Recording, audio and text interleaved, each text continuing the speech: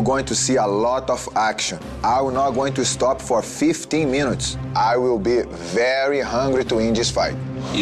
I owe it to the fans to give them a great fight. Not just a great fight, but the best fight of the night. All my fights I want to win. I'm a winner. And I'm going to win my next fight. And at this time is Verdun, even better. We're both extremely well prepared. And if it's up to me, this fight's not going past the first round.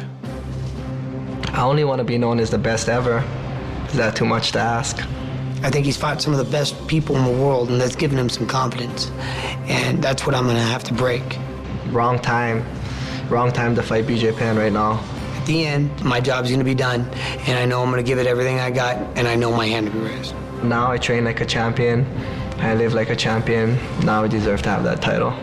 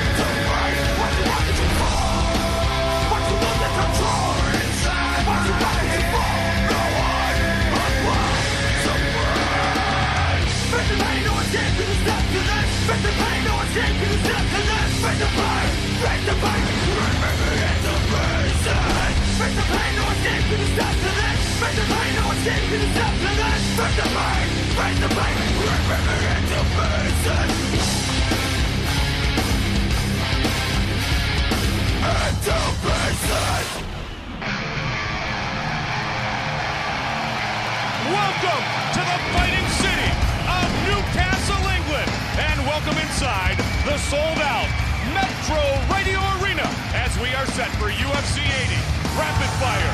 This is the only place to be today. These fans are fired up to have the UFC in their great town. Hi again, everybody. I'm Mike Goldberg. Welcome once again to the Ultimate Fighting Championship. In 2001, the Prodigy first entered the octagon, and at that time everybody knew that BJ Penn was destined to be a world champion. In 2004 he defeated Matt Hughes to win the welterweight title, and now tonight he will attempt to become only the second man in UFC history to hold a championship in 2 different weight classes. My partner is always Joe Rogan. First and foremost, how great is it to be back here in the UK? Yeah, these fans are insane. I mean, this is probably one of the most excited crowds we could ever come in front of. UK fans are always awesome. At 155 pounds, in shape and motivated, Dana White has said BJ Penn is the most dangerous fighter in the world. Well, he's one of the most talented mixed martial arts guys ever.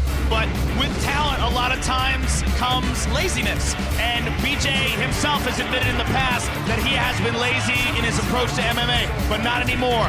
BJ is training now like he's never trained before. He's got unbelievable skills in so many different areas. You're talking about a guy who won the World Brazilian Jiu-Jitsu Championships after only 3 years of training. But Joe Stevenson is no slouch of his own. He's got excellent wrestling. He's got fantastic submissions, leg locks, guillotines. He's a tough guy, and he's been fighting a long time. He's only 25 years old, but he's competing against grown men when he was 16. He's a very solid fighter and a real test for BJ Penn. Joe Stevenson, the welterweight winner of the Ultimate Fighter, as a member of Team Hughes trying to make history, becoming the first Ultimate Fighter to wear a UFC championship belt. And since moving to 155 pounds, he's 4-0, and he has been unbelievable. Well, that is his weight class. He is very solid at that weight. And like I said, if he gets a hold of something, he can submit anyone. But will he be able to get a hold? Will BJ allow him to get into that that position. What Joe has got for him, he's been training for 9 weeks at Big Bear. He's in phenomenal condition, and if there's ever been a knock on BJ, it's been his cardio. You know, Joe Stevenson has great cardio, and his best chance in this fight, in my opinion, is if he can drag into the 3rd, 4th, and 5th rounds. We will see. It is a championship fight. Also tonight in the UK, Gabriel Gonzaga is back, and we all remember what he did last time when he faced off against Mirko Krokow. Gabriel Gonzaga, one of the top heavyweights in the world, a huge guy with big power in his kicks and punches. He's got excellent Muay Thai and world-class Brazilian Jiu-Jitsu, and he's taking on another world-class Brazilian Jiu-Jitsu competitor in Fabricio Verdum, a man with international experience and octagon experience.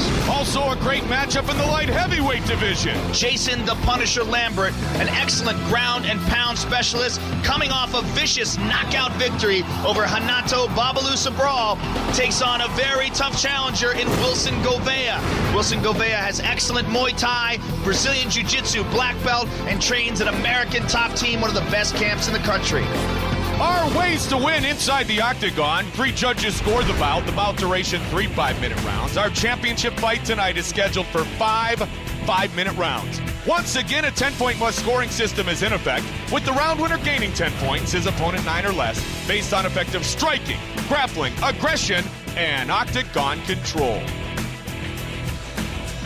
Tonight's UFC 80 Rapid Fire from Newcastle, England is available in high definition. We begin tonight in the middleweight division with another very talented Hawaiian. Ultimate Fighter 3 winner Kendall Grove faces El Conquistador Jorge Rivera, who returns to the octagon for the first time in nearly a year. The Ultimate Fighter reality show launched the career of Kendall Grove and saved the career of Jorge Rivera. Now they meet at the crossroads in what may very well be the most important fight of their mixed martial arts careers. Every time I step into the cage, it's the biggest fight of my career. I take every fight like he's the champ, and every fight like it's gonna be my last fight. A diehard member of the Red Sox Nation, Massachusetts Rivera has survived ups and downs and is still standing and swinging for the fences. Winner of 5 of his last 7 bouts, El Conquistador has faced the best over the course of his 6-year career. You know, he's got a bright future ahead of him. Run that with me. And hopefully I catch him with a good right hand or a left hook and put him flat on his ass. Before his stint on Season 3 of The Ultimate Fighter, Kendall Grove was viewed as a talented but erratic fighter. Yet after 6 weeks on the show, which he won by defeating Ed Herman, the Spider was a new man in and out of the octagon. Victories over Chris Price and Alan Belcher followed his Ultimate Fighter win, and he was rapidly moving up the 185-pound rankings until he was defeated by Patrick Cote, moving him downward on the middleweight ladder. I was climbing it, and I got kicked off. So here I go, back at the bottom, start climbing again. This fight right here is kind of make it or break it for me.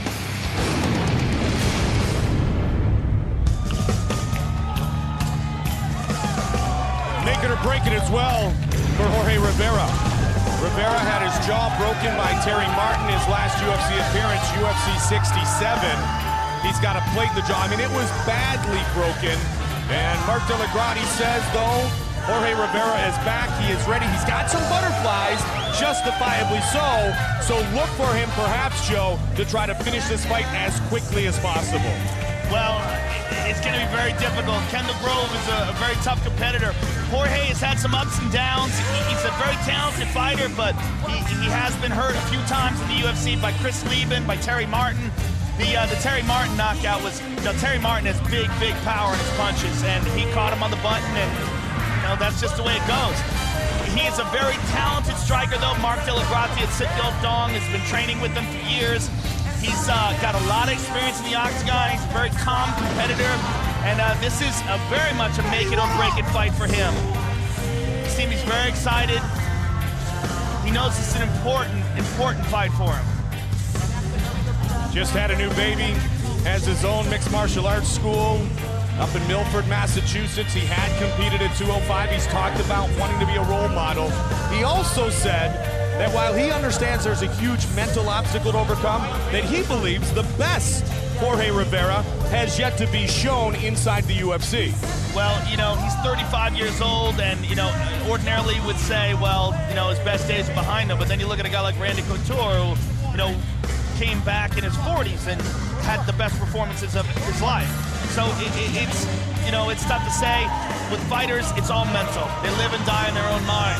And if Jorge can get back to the days of his old, where he was a berserker, where he was a young, tough, exciting, aggressive fighter, if he can bring back that kind of energy, you know, we can see a resurrection in his career. Jorge Rivera back inside the octagon for the first time in 11 months.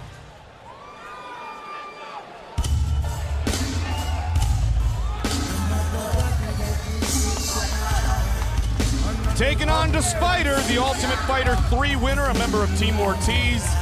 Tito felt like at that point that Kendall Grove was kind of a new little brother.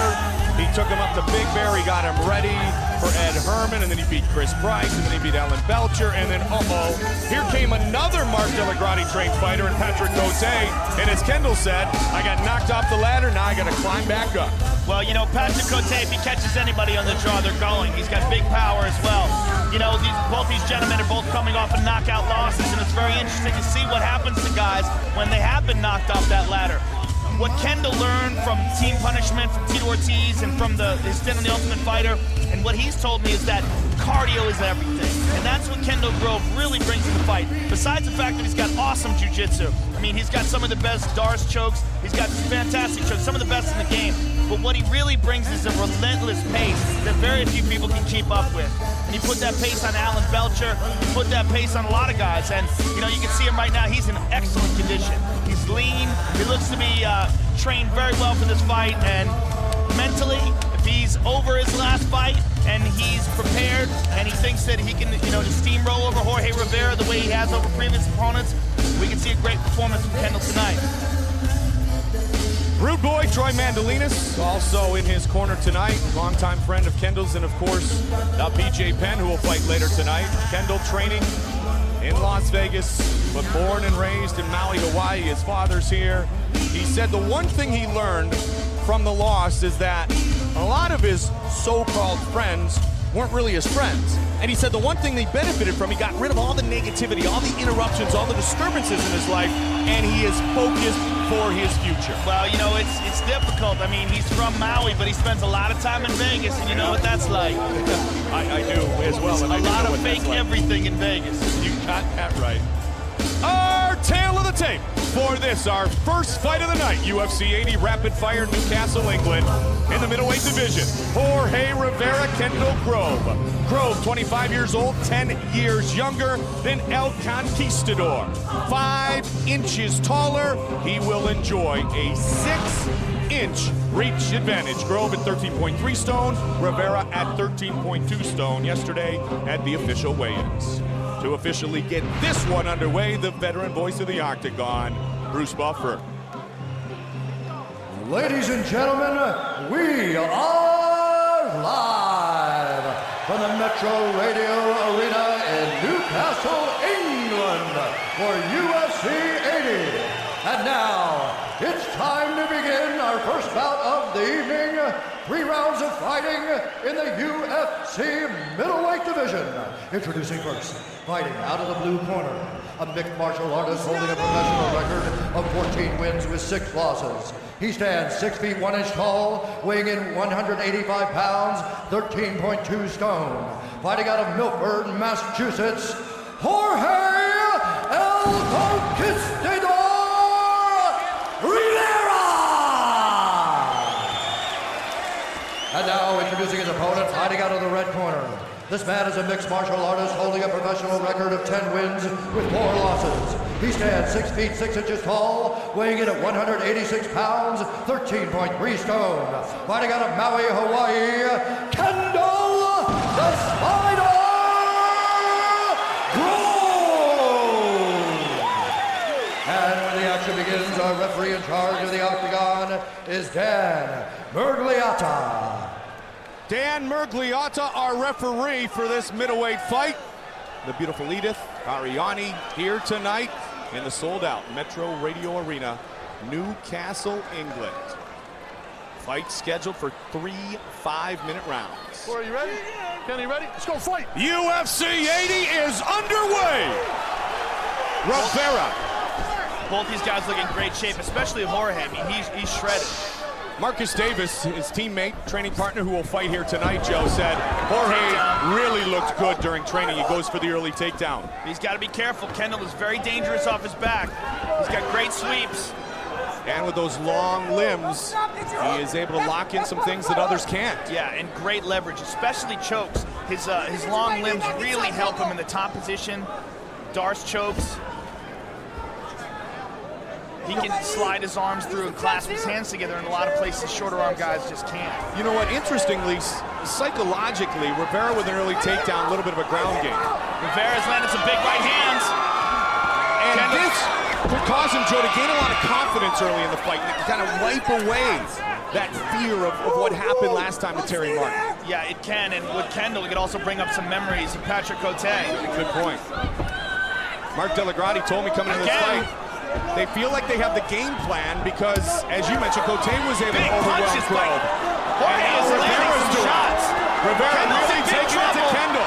Kendall is in trouble. His legs are buckling. Grove is in huge trouble. Kendall Grove is down.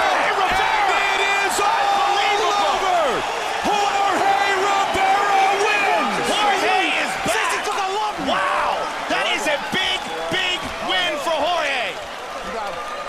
He did exactly what he was supposed to do. Aggressive, took it to Kendall.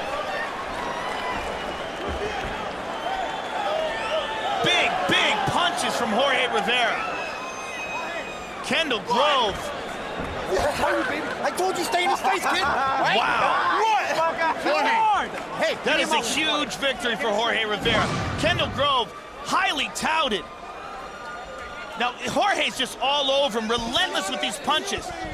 Kendall just looking for his opportunity to get out of there, but Jorge kept punching.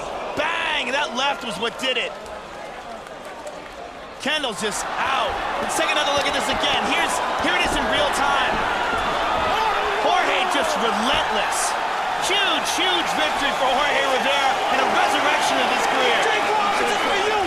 Well, perhaps that is Jorge Rivera showing the best of himself inside the octagon. Kendall Grove defeated quickly. Here is Bruce Buffer.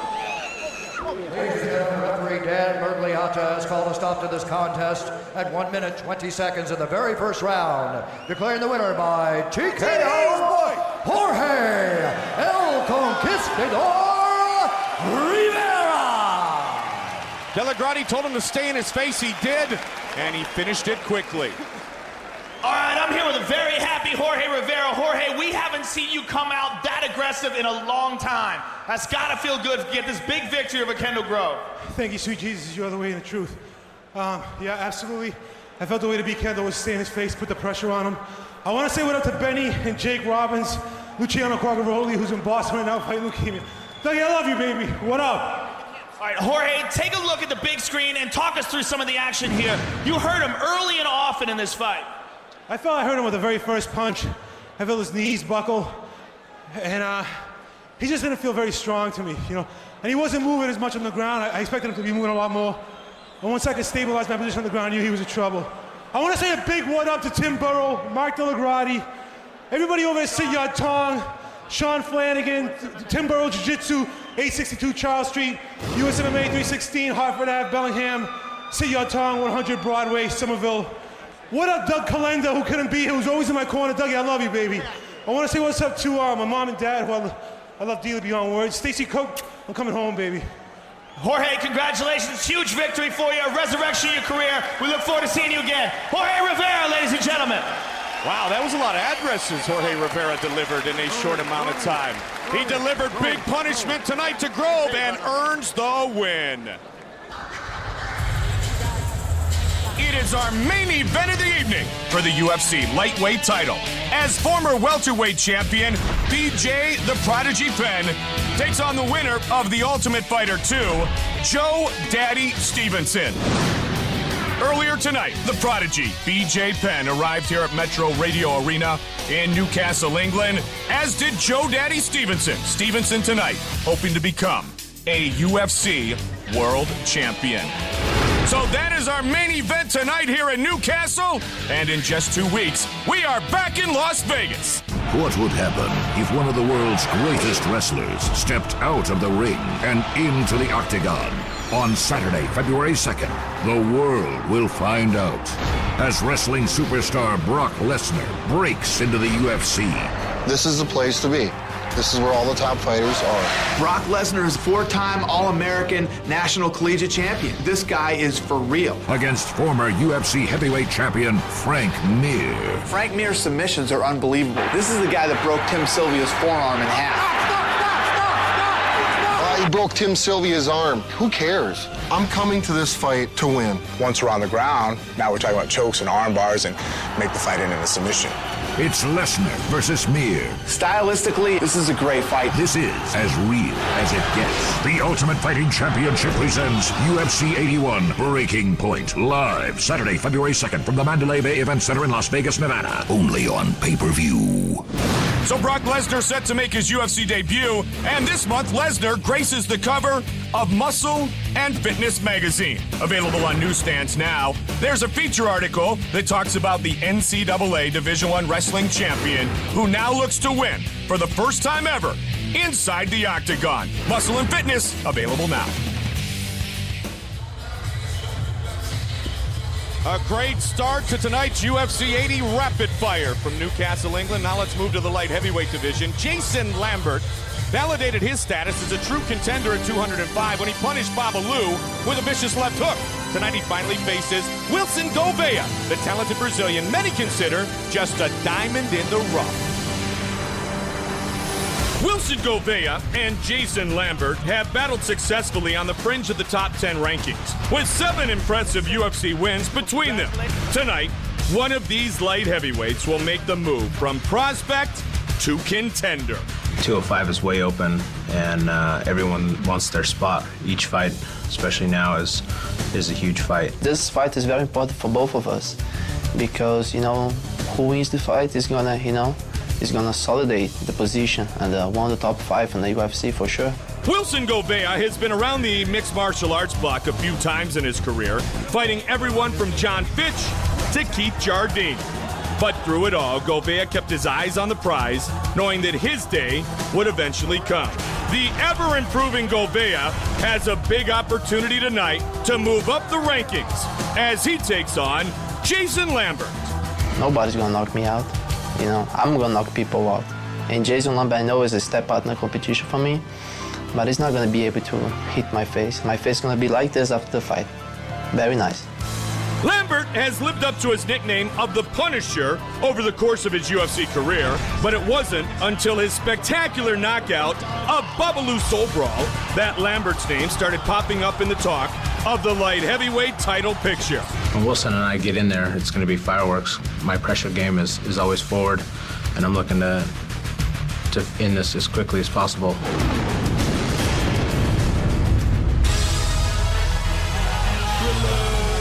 This fight was supposed to happen a few UFCs ago. Gouveia unfortunately was injured.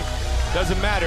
Now is the time. They will battle tonight. Born in Fortaleza, Brazil, fighting with American top team. You see Dan Lambert behind him. Coconut Creek, Florida, a Brazilian Jiu-Jitsu black belt who really thinks that, Chuck Liddell is in his future, and Pete Jardini fought to a very close decision. He believes his future is one that will include a run at the light heavyweight title. He's a very solid fighter, and really in all areas, Mike. His jiu-jitsu is excellent. His kickboxing is excellent. And the man who just took his hat off, Dan Lambert, you alluded to earlier, that's the mastermind behind American Top Team, the guy who put that whole team together. And he's got, with American Top Team, he's got the best camp in the country. So many tough fighters there, so many good guys to train with, and he's been constantly in that den of animals, competing against each other, and he's really coming along in the ring.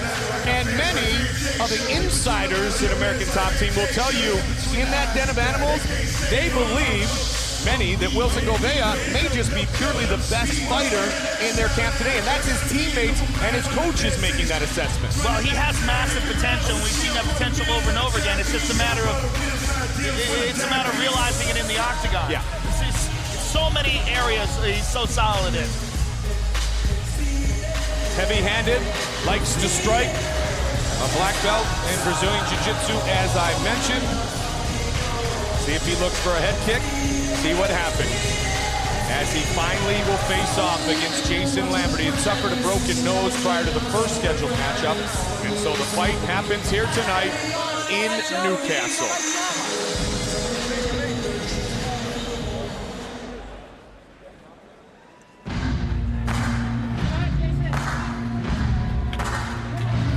Funny how blasting through Jason Lambert will define you as one of the finest cage fighters, if you will, and one of the finest members of the light heavyweight division, because Jason Lambert was the guy who worked at the San Bernardino Sheriff's Department.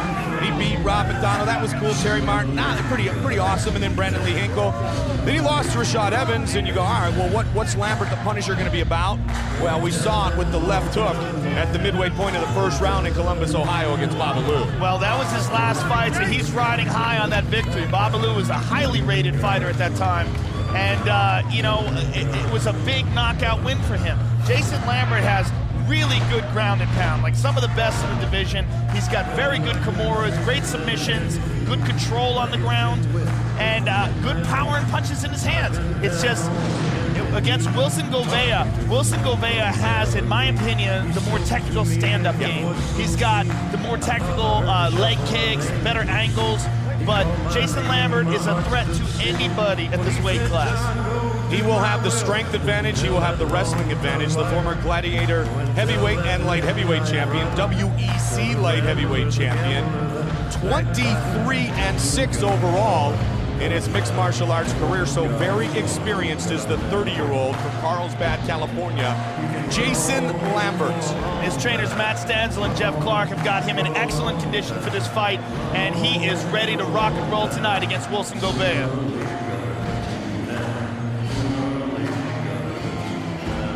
Our tail of the tape for this light heavyweight matchup. Brazilian-born Wilson Gouveia, 29 years old. Lambert, the American from the West Coast, born in Long Beach, California, is 30. Gouveia is taller. The reach is almost identical. 14.6 stone. They both weighed in at yesterday at the official weigh-ins. Once again with our official introductions, here's Bruce Buffer. Ladies and gentlemen, this fight is 3 rounds in the UFC light heavyweight division. Introducing first, fighting out of the blue corner, a mixed martial artist holding a professional record of 9 wins with 4 losses. He stands 6 feet 1 inch tall, weighing in at 205 pounds, 14.6 stone. Fighting out of Coconut Creek, Florida, Wilson Gouveia. And now introducing his opponent, fighting out of the red corner, a mixed martial artist holding a professional record of 23 wins with 6 losses. He stands 5 feet 10 inches tall, weighing in at 204 pounds, 14.6 stone. Fighting out of Carlsbad, California, Jason the Punisher Lambert. And when the action begins, our referee in charge of the octagon is Herb Dean. Herb Dean, our referee. Wilson Gouveia, Jason Lambert will fight in front of this sold-out Metro Radio Arena crowd. The Brits thrilled to have the UFC back in the UK. You ready to fight? Ready. Let's do it. Here we go. Blue trunks for Gouveia, black trunks for Lambert, who is really coming out to stalk his opponent earlier. Jason would like to get this fight to the ground and do what he likes to call ear holing. He likes to punch guys in their ear on the ground. It's one of his favorite techniques. Gouveia really being pushed around. At least as far as moved around the octagon. Jason looks very aggressive, very confident. Like I said, he's riding high off that win of Babalu Brawl. Guillotined by Gouveia. Jason's got to be careful. And he's out. All right, now you heard his corner. All right, Jay, let's punish. So this is what Jason likes. He likes to be on top on the ground. He has excellent control in this position. Gouveia does not want to be on his back against Lambert. The fight with Brandon Lee Hinkle was the best example of it. I mean, he punished Brandon Lee Hinkle on the ground. That stoppage came at the end of the first round against Hinkle. Victory Lambert. front of his corner. Push on the head, keep his hips underneath you, and punish. Push on the head, hips underneath you, and punish. Gouveia doing a good job of avoiding damage so far. He's got his knee in between him and Lambert. Been utilizing that knee to just keep Lambert from punishing down on him. Holding on to the arms. When the arms are free, tries to control the posture. Well trained. Good wrist control. Brazilian Jiu-Jitsu black belt, as you mentioned, Joe. So he's worked from this position all his life. Lambert looking to posture up, just pushes him aside. It really is an art form, Mike, in avoiding damage from the guard position. And, you know, Brazilian Jiu-Jitsu black belts are black belts in Brazilian Jiu-Jitsu. There's a big difference between that and a guy punching you in that position. And you have to relearn a lot of things that come as second nature. Big shots, Jake. Close guard now. Fight scheduled for 3 5-minute rounds. That elbow. Heavy-handed. Lambert's got some punches. You know, and in this position, as much as you defend, you're constantly, all he has to do is get through one time. You can defend 99 times and not defend that one punch, and then you're in big trouble. Oh! Pushed aside. Now let's see what Gouveia can do. Gouveia back to his feet. Knee to the body by Lambert. Uppercut. Again, Lambert just on him. Lambert is relentless. And again, Gouveia tries with that guillotine, but it takes him to his back again. And it's not good because Lambert's out of that real quick. And he's on top in the same spot, but now he's in half guard. Gouveia's got that knee in between him, but Gouveia's taking those shots. Lambert had won 8 straight fights prior to the loss to Rashawn. His only loss inside the octagon. Heavyweights take center stage. Frank Mir, Brock Lesnar, Mandalay Bay Event Center, Las Vegas. Tickets available. Log on to UFC.com. Oh, triangle! He threw up a triangle. Lambert's got to be careful here. If Gouveia can get that foot underneath his knee, Lambert's in big trouble. You see him reaching down to try to adjust it. Lambert's fine right here. But if Gouveia, oh, he's turning into an omoplata, but Lambert's up high. He's high enough that he can pop that arm out. If he steps over, what Gouveia's going to try to do, though, is use this to sweep or to get out. Nice job by Jason Lambert. Gouveia's still dangerous. If Gouveia had gotten to a position where he could cinch that foot underneath the knee, Lambert would have been in big trouble there. You hear his corner, Jason's corner yelling out, short hammer fist. Jason is so confident now coming off that knockout win over Babalu. You can just see it in his performance. You see it in his eyes. It's almost, Joe, I mean, you could simply say it's a career-changing knockout. Yeah, it is, Mike. And, you know, fighters, like we said in the Kendall Grove fight, Jorge Rivera fight, excuse me, they live and die in their own minds. And when a fighter believes that he's a victor, he believes he's going to come in and dominate a fight like, obviously, Jason does, it reflects in his performance.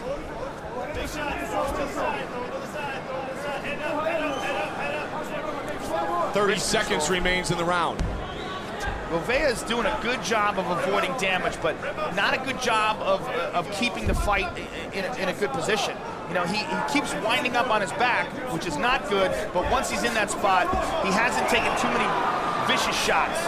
He got nailed right there. Yeah, Lambert is bloodied up a little bit on his nose, Joe. Good posture. Good control of the posture here by Gouveia. He's realizing that he can't let Lambert swing wild like that, so he's got his hands clasped together. And a good start for Jason Lambert. Excellent round for Lambert. Now here's some ground and pound from the Punisher. Just relentless in this fight. Now here's where he almost got in trouble. He caught in this partial, like a three-quarter triangle, and Jason Lambert slams him down, but Gouveia transitions to an omoplata, but again, it's like a three-quarter omoplata, not quite deep enough to have it be effective. Good job by Lambert in defending, but Gouveia showing that he's always reaching for something. There you see in front of Jason Lambert is Marcus Conan Silveira, old school from Extreme Fighting days. Fill him up from here. Fill him up. There we go. Nice job. Perfect.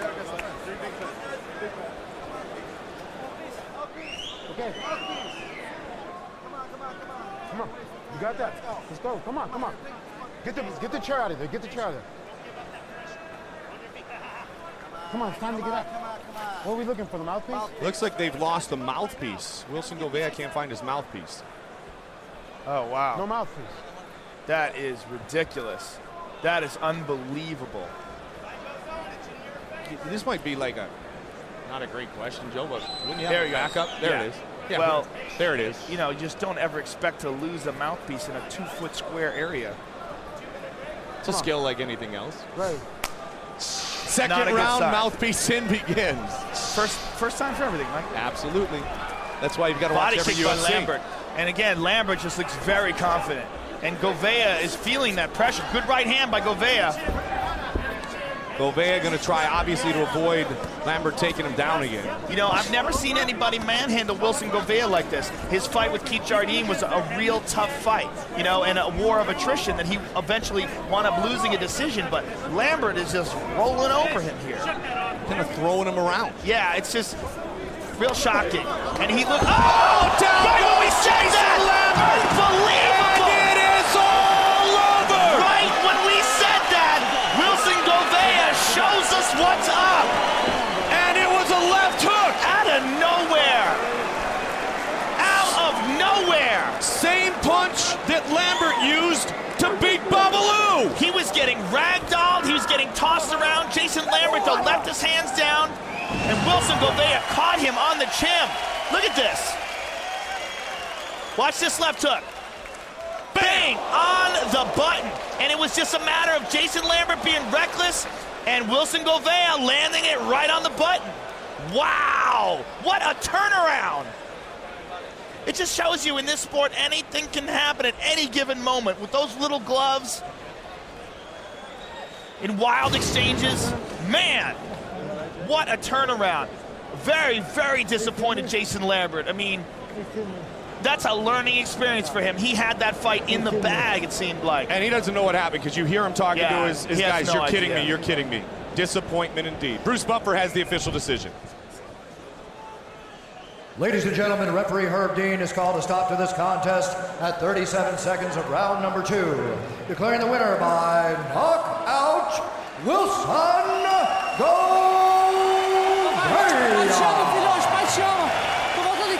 The fight was all Lambert until the left hook connected. Winner by knockout, Wilson Gouveia. Here's Joe. All right, I'm here with Wilson Gouveia. Wilson, it was a tough first round for you, and it looked like you were losing the second round. Out of nowhere, you connect with that big left hook and put it all away. You know, Jason is a really tough opponent. I was expecting him to put pressure in the beginning of the fight, but in the second round I was feeling much better, warm up, and I feel a little rusty for the 10 months layoff. Did you see an opening? Take a look at the big screen. Did you see an opening where he was dropping his hands, where you saw an opening for this punch? We trained, me and my coach, Wally Mohammed. He's a 5-time world champion Muay Thai, so I trained a lot in the counter punch. I was expecting to exchange a little bit. So you see that boom, bye-bye. Woo. Bye. Bye indeed. Wilson, congratulations. Dramatic finish. Congratulations on your victory. Wilson Gouveia, ladies and gentlemen. Left hook, bye-bye. Hello, victory for Wilson Gouveia. He finishes the fight 37 seconds into the second round. Here's what's coming up inside the Octagon. Tonight, we're in the UK, Newcastle, England. But 4 nights from now, it's right back to Las Vegas. Wednesday, January 23rd, from the Pearl at the Palms, it's UFC Fight Night Live on Spike. Our main event will feature former Ultimate Fighter competitors Mike Quick Swick, who makes his welterweight debut against the always tough Josh Berkman. Also on the card, the French-Canadian Patrick the Predator Cote will take on hard-hitting Drew McFedries. That's Wednesday, January 23rd, UFC Fight Night Live on Spike at 9 p.m. Then on Super Saturday, February 2nd, from the Mandalay Bay Event Center in Las Vegas, it's UFC 81 Breaking Point. Former UFC heavyweight champion Tim the Maniac Sylvia will battle former Pride champion Antonio Minotauro Nogueira for the UFC Interim Heavyweight Championship. Also on the card, former UFC heavyweight champion Frank Mir faces off against former WWE superstar Brock Lesnar, who makes his UFC debut. Tickets are still available from the Mandalay Bay box office, Ticketmaster.com, and UFC.com. UFC 81, Breaking Point, Saturday, February 2nd, live on pay-per-view. Then on Saturday, March 1st, the UFC returns to Columbus, Ohio, and the Nationwide Arena for UFC 82, Pride of a Champion. UFC middleweight champion Anderson Spider Silva clashes with Pride champion Dan Henderson to unify the titles and finally answer the question of who is the best middleweight fighter on the planet. Saturday, March 1st from Nationwide Arena in Columbus, it's UFC 82. Tickets are still available at the Nationwide box office, Ticketmaster.com, and UFC.com. And that's what's coming up inside the Octagon.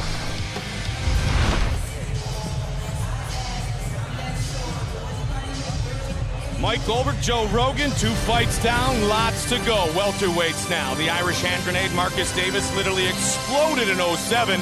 Now this Mark Delagrati trained fighter has his sights set on a title shot as he faces Jess Liodon. In 2006 and 2007, there have been few welterweights as successful as Jess Liodon and Marcus Davis. Tonight, one fighter's unbeaten streak will be broken, while the victor will move one step closer to a UFC title shot. We all know he's not Irish, you know, his mom is Welsh, his dad is Scottish, and he's born in America. So a lot of people buy the old fake Irish things, but the real UK fan nowadays know he's just a UK guy versus an American guy. Jess has been out there and he's been saying things with that nickname, the Joker, talking a lot of smack. I haven't. The one thing I've said is that I was gonna punch a hole right through his head. A lifelong martial artist who has competed in a host of disciplines since the age of 8, Liodon learned on the job as a pro mixed martial arts fighter, and his early record reflected it. But since hitting his stride in 2006, the London resident has been unstoppable. And if his spectacular UFC wins over Dennis Seaver and Anthony Torres are any indication, the elite at 170 pounds better watch out for the Joker in 2008. I'm going to stand with him, I'm going to bang with him. If things goes wrong, maybe I might shoot, but that's not going to be my first option. My first option is to knock him out. Marcus Davis established himself in the United States with big UFC victories over Forrest Petz, Shoney Carter, and Pete Spratt. But in the second half of 2007, Marcus Davis went international with victories over Jason Tan and Paul Taylor right here in the UK. Tonight, he returns to his home away from home to face London's own Jess Liodon. I'm gonna crush him, and I'm gonna crush him under a lot of pressure.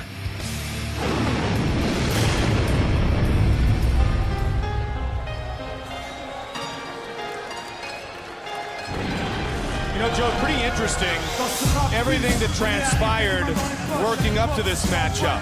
Jess Liodon, the Frenchman who has lived for 8 years in London, had a lot of things to say about Marcus Davis, including calling him a fake Irishman. But then when we hit the press conference the other day, Liodon said, hey, I didn't mean it. He tried to downplay it. He said, I respect Davis. I want to be where he is. Talking to Marcus Davis about it, he didn't buy it. He still expects to fight the man who called him a fake Irishman, and Davis is angry. Well, that's always been a part of the sport, getting into people's heads, trying to get people emotional, and Jess Liodon is very good at it. He's also very good at fighting, fortunately for him. This has all the makings of a great fight, Mike. Liodon has been training with Team Quest down in Temecula with Dan Henderson and Sokaju and all the people that Ryan Parsons has put together down there, and he's well trained for this fight. He's in great shape. He's a very talented striker of his own, but Marcus Davis is a very good boxer and fantastic hands. And Jess Liodon, as he alluded to earlier, if the fight is not going his way standing, he looks to shoot and take this fight to the ground. This is a very highly anticipated matchup here in the UK, here in Newcastle, because, of course, Liodon lives in London. He's popular here, over the pond, if you will. And for Marcus Davis, this is his 3rd straight fight inside the United Kingdom. Yeah, it is. And, Marcus Davis loves fighting over here. This is a real interesting scenario. These two guys match up very well, and we've had two very exciting fights early. I think this is going to be another one just like the first two. Leodon, very impressive with victories over Dennis Seaver in Manchester, Anthony Torres in London. So they have been on the same card before. That was UFC 75. Now they will share the same octagon. Leodon throws some really awkward stuff at people. Likes to throw spinning back kicks, wheel kicks, spinning back fists. He throws some wild stuff that if you're not prepared for it can catch you. The Frenchman has no shortage of confidence and expects to walk away the victor tonight.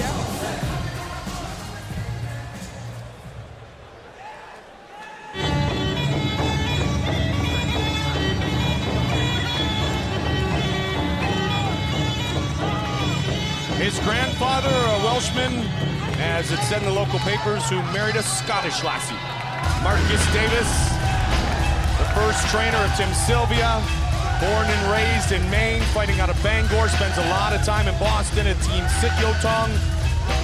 He is a man who has been considered lately as the bonus man, because every time he's come in, he's had knockout of the night, fight of the night, walks away with a little extra in his pocket. Oh, Marcus Davis comes to bang, comes out to House of Pain. Everlast, the lead singer of House of Pain, huge MMA fan. Shout out to Everlast. Marcus Davis got vicious power in his punches. He's got an unorthodox southpaw stance, and he throws a vicious right hook that landed on Jason Tan and put him to sleep.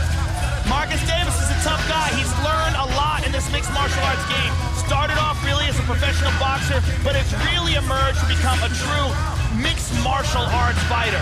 And we really saw that in his fight with Paul Taylor. Hurt very badly in that fight by a head kick. Got ground and pounded on the ground, but managed to pull off a badass armbar out of nowhere. You know, reversed it, got Taylor on his back, and pulled this sweet armbar in the reversal. It was really, really a beautiful display of how far Marcus Davis has come. Davis on a 10-fight win streak. And I know you're from Boston, but I think I heard you call him Marcus a couple of times. Nah, I never said that. A little bit. It just snuck out a little bit. Marcus Davis. I got rid of that accent when I heard myself talk once on tape. Like I sound like a retard. What's wrong with me? Marcus Davis, the Irish hand grenade. Marcus has got that Maine accent, which is even crazier. Absolutely. His 56-year-old mother, Melinda McKinnon Davis, legendary in her own right. She actually used to arm wrestle with everybody in the neighborhood. Nobody could beat her. I asked Marcus, did you finally beat her? He said, yeah, but it's not. You don't really brag about beating your mom in arm wrestling. It's a little neighborhood. Yeah, a very little neighborhood. Marcus Davis, Jess Leodon, set for a welterweight showcase. Davis overcame being tentative, no longer, as you said, a one-trick pony, a student of the game. Yeah, he's really developed a lot since his days on The Ultimate Fighter. And he takes a lot of pride in that development. Our tale of the tape for this welterweight matchup. Davis, the American, 34 years old. Leodon, born in France. He is 34 as well. Leodon with a slight reach advantage, both weighed in at 12.1 stone. Once again with our official introductions, the veteran voice of the Octagon, here is Bruce Buffer. Ladies and gentlemen, this fight is 3 rounds in the UFC welterweight division. Introducing first, fighting out of the blue corner. This man is a mixed martial artist, holding a professional record of 12 wins with 8 losses. Standing 5 feet 9 inches tall, weighing in at 170 pounds, 12.1 stone. Fighting out of London, England, Jess the Joker Leodon. And now introducing his opponent, fighting out of the red corner. A mixed martial artist holding a professional record of 18 wins with 4 losses. He stands 5 feet 10 inches tall, weighing in at 169 pounds, 12.1 stone. Fighting out of Bangor, Maine, the Irish hand grenade, Marcus Davis! And when the action begins, our referee in charge of this contest is Mario Yamasaki. Davis loves fighting overseas, and now he will fight a local favorite, Jess Leodon. Leodon and Davis. Mario Yamasaki, our referee. You ready? Let's do this! All right, the war of words is over. Now they're going to throw. Southpaw Marcus Davis. Leodon loves to throw kicks. Davis's hands are explosive, very good technical striker, as you talked about, Joe, with his fine boxing background. Leodon, you can see it in his stance and the distance that he likes to keep. He really wants to throw kicks at Marcus Davis. If the takedown attempt comes, Davis has really worked on his sprawl and his takedown, the takedown defense, pardon me, if the takedown attempt comes from Leodon. Good inside leg kicks. Marcus is going to have to close the distance here. He's in Leodon's area right now. And he did. And he eats a kick coming in, though. Oh, another one, catching him in the same spot. Good kicks by Leodon early. On that lead right leg, high kick, no. Ah, there's a good body shot. You heard the corner yell, Marcus, when he misses, you come in on it. Oh, that's it! That's a wrap! And it is all over! Stiffened up, out cold. Are you kidding me? Marcus, when he misses, you come in on him. He did. Fight is over. Marcus Davis has some power. Wow. You know, I had talked to some people that saw Marcus working out. Unbelievable punch. I talked to some people that saw Marcus working out a couple days before this fight, hitting the pads, and they were just talking about the devastating power that Marcus has. And you just saw it right there. Look at this right here. He catches him with that one punch. One punch and he's already stiff. Let's look at that from another angle. Right when Jess Leodon is coming and throwing that kick, bang. He hits him with the left. Leodon falls. Marcus is on top of him, and Leodon stiffens up. Let's look at it again. The left right below the ear, and then the right hand put him out. Joey really kind of got him right in the neck. Well, it caught him like right at the point, right where the ear and the jaw meet, and that's a bad spot. That is the button. Marcus Davis. Well, early on, the bonus man may be on his way to another bonus for knockout of the night. Mark De La Gratia has got to be happy with that. He has not only broken into the top 10, he has catapulted himself up, knocking out Leodon. Bruce Buffer with the decision. Ladies and gentlemen, referee Mario Yamasaki has called a stop to this contest at 1 minute, 4 seconds in the very first round. Declaring the winner by knockout, the Irish hand grenade, Marcus Davis. St. Pierre, Sarah Fitch, Parisian, Koscheck, Alves, Diego, watch out! Wow, that's all I have to say about that performance. Wow, Marcus Davis, you came into this fight mad. I think in the future, it might be a good idea for people not to piss you off before the fight. Yeah, I was pissed, man. I gotta say, I was pissed. I said I was gonna try to punch a hole through his face. I look over, Loudon's okay. I respect that man, he's a tough guy. I have never been this nervous for a fight as I was for Jess Loudon. Man, and I hope I'm saying his name right, but I was nervous, but I'll tell you right now, Mark De La Gratia, once again, the man behind the controls. I feel like I'm this remote control car out here, and he's telling me what to do, and it's just this awesome thing we got going. Mark De La Gratia said, you kick, you can kick, why don't you ever kick? Throw a kick in this fight. You throw that kick, it'll set up your hands. Nobody knows I can kick, and I told everybody, I'm gonna surprise you. I'm gonna do something that people don't know. Caught him with that body kick, set me up for that big shot after. Take a look at the big screen and talk us through the car on the track, as it were. Okay, here we are. Yeah, I caught him right behind the ear, and then I tried to catch him with a hook. It's a combination that we worked all the time. If he was gonna step in, we were looking to catch him with a lead left hand and come back with a right hook. It's a boxing trick anyways, right there. Then I jumped on him, Jason Tan style, and finished him off. Marcus Davis improved every time we see you. You look better. Hey, I want to thank the UFC, everybody for doing this and letting me fight. Thank you, UK fans, man. You guys have been awesome. And no, I love this place. I want to buy a house here, man. That's how bad. I'm coming back. I want to thank Team Irish, Team Stitch Your Tongue, my boy George Gurgel, who is out in Ohio, man. I love all you guys. And Joe Cav, the greatest manager on this planet. I love you. Thank you for letting me stay with you to train. Monica, Duncan, Emma, and Alexis. I'm coming home, babies. Coming home a winner again. Daddy loves you. The ever-improving Marcus Davis, ladies and gentlemen. Father of 4, winner of 11 straight fights. Davis scores a devastating knockout win here tonight. I want to say, Coach.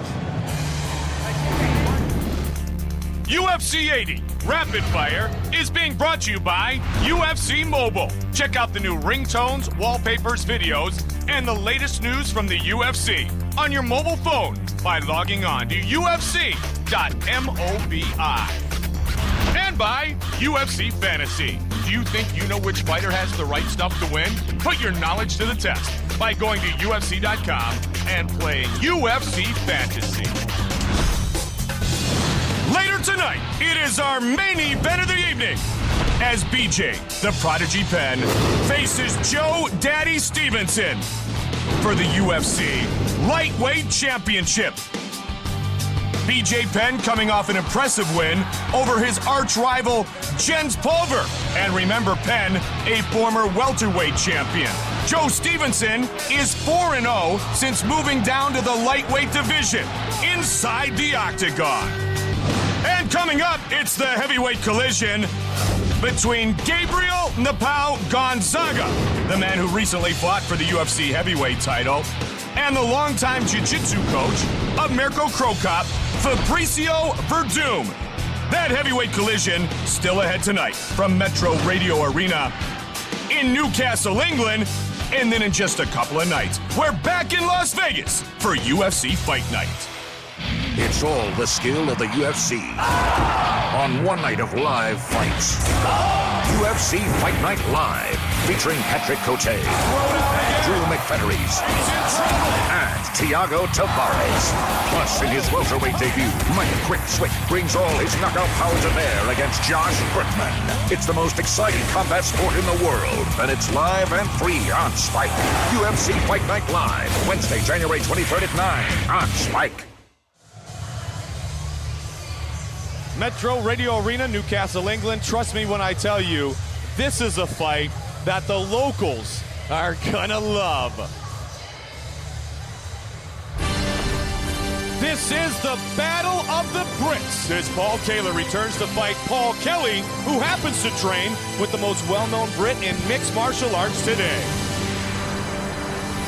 A teammate of Ultimate Fighter winner Michael the Count Bisping, welterweight Paul Kelly comes to the UFC with an unbeaten record and a stellar reputation as one of the most exciting young fighters in the UK today. This is the Premier League of fighting. Every fighter wants to be here, and now I'm here. I'm not going to let it be a one-night thing. As soon as the referee says fight, I'm coming out and you're going to have to kill me to drag me out. We meet in the middle like two bulls and kill each other. An energetic dervish who lives up to his nickname Relentless, Paul Taylor made quite an impression on UFC fans in 2007 with two exciting fights that left fans demanding more of the Walsall native. Taylor burst into the octagon at UFC 70 with a decisive third-round TKO of tough Brazilian Edilberto Crocata, and though he fell short in his UFC 75 bout against Marcus Davis, that hellacious welterweight war earned Fight of the Night honors. Tonight, Taylor looks to spoil the UFC debut of fellow Brit Paul Kelly in what is shaping up to be another classic. Paul Kelly knows he's in a fight from the off. I'm going to come out, he's going to start banging hard. I need the crowd something to cheer about. He's going to change his game plan after about 30 seconds. Oh, someone's coming out on a stretcher. Touch wood, it's not me. Coming up next, Paul Kelly makes his UFC debut against relentless Paul Taylor.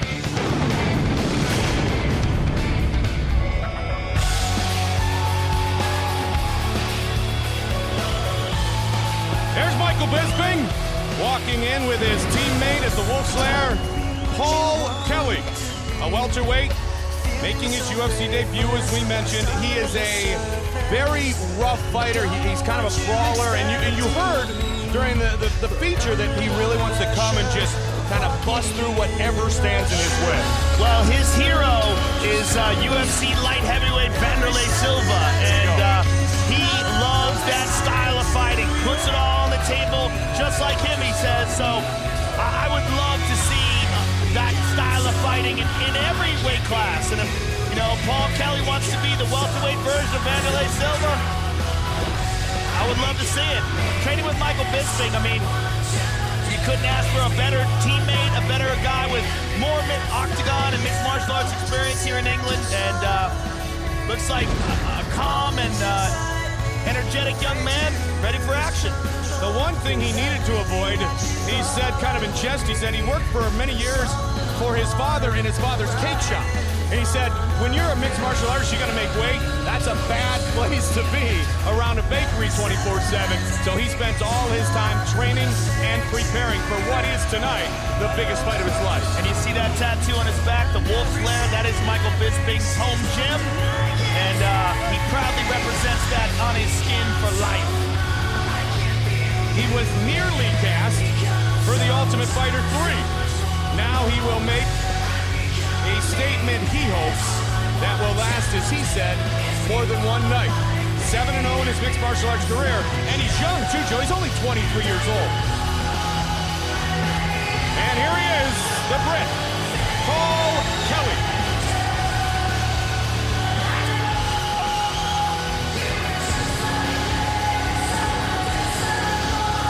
And he's got a very similar style that he's facing tonight in Paul Taylor.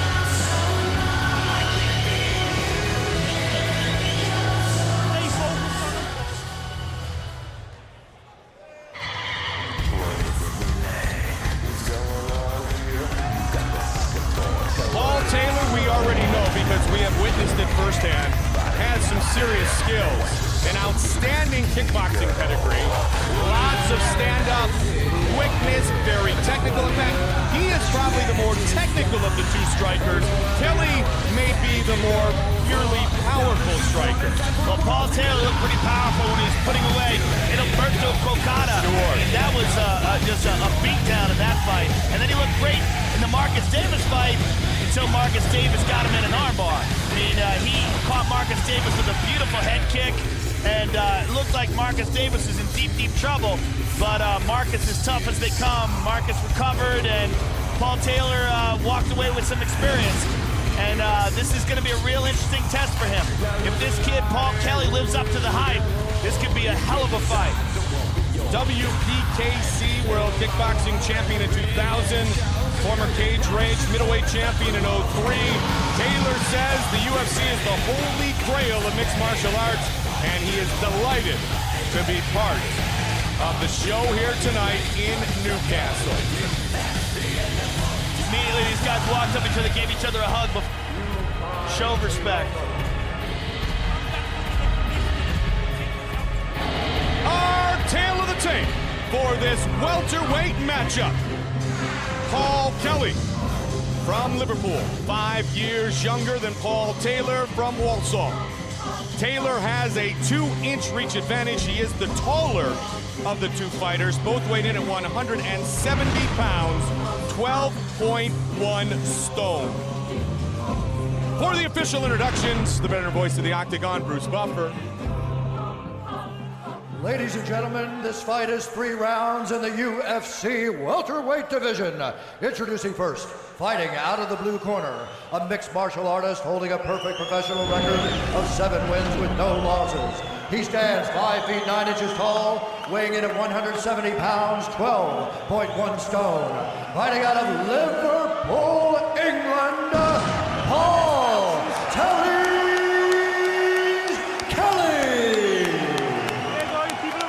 And now introducing his opponent, fighting out of the red corner. This man is a mixed martial artist, holding a professional record of 8 wins with 2 losses and 1 draw. Standing 6 feet tall, weighing in at 170 pounds, 12.1 stone. Fighting out of Walsall, England, relentless Paul Taylor. And when the action begins, our referee in charge of the Octagon is Herb Dean. Herb Dean, our referee. The battle of the Brits in front of Edith, Ariani, and all in attendance here in the sold-out Metro Radio Arena, Newcastle, England. Michael Bisping will be a very interested spectator. His teammate Kelly makes his debut. There's Taylor, there's the tap, here we go. Oh, immediately they come to exchange. Wow, my goodness. Man, the hand speed of Paul Taylor, answered by Paul Kelly. These guys are just throwing. Are you kidding me? This is like a movie, Mike. What a frenetic pace. Paul Taylor is landing some big shots on Paul Kelly, though. Kelly, I don't think he likes it. That's why he's got to press up against the cage. couple of those on the chin. And I don't think he liked that exchange. Wow, what a start! Incredible. Good knees to the leg by Paul Taylor. Taylor in yellow trunks, Kelly in the dark trunks. Okay, let's make it no.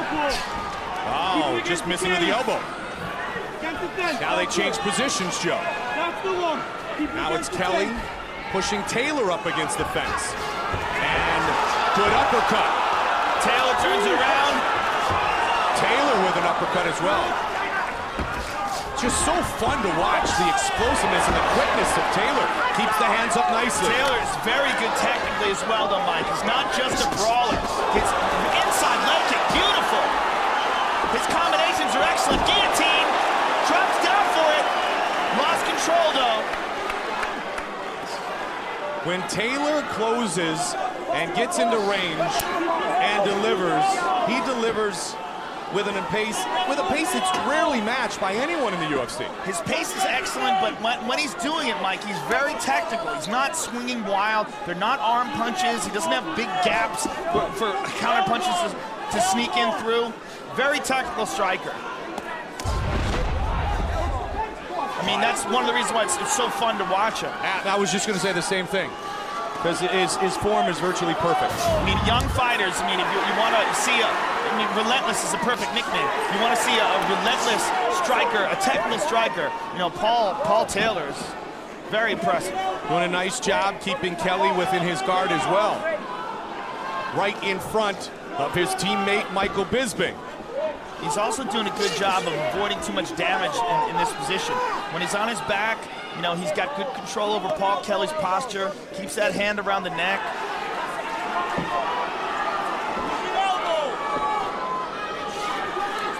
He's rolling his hips over for an armbar, but he doesn't have control over anything here. He doesn't have control over any arms. He might be like trying to sweep. Yeah, that's exactly what he's doing.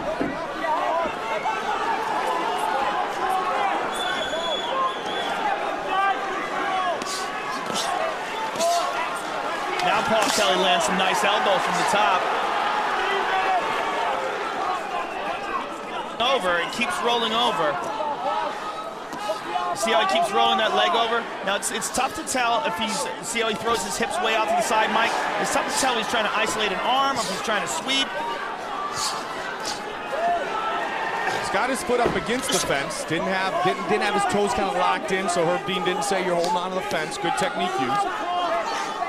Paul Taylor bleeding a little bit. Both gentlemen bleeding. These men came to fight. Yeah, Mike, that might have been one of the best opening exchanges we've ever seen.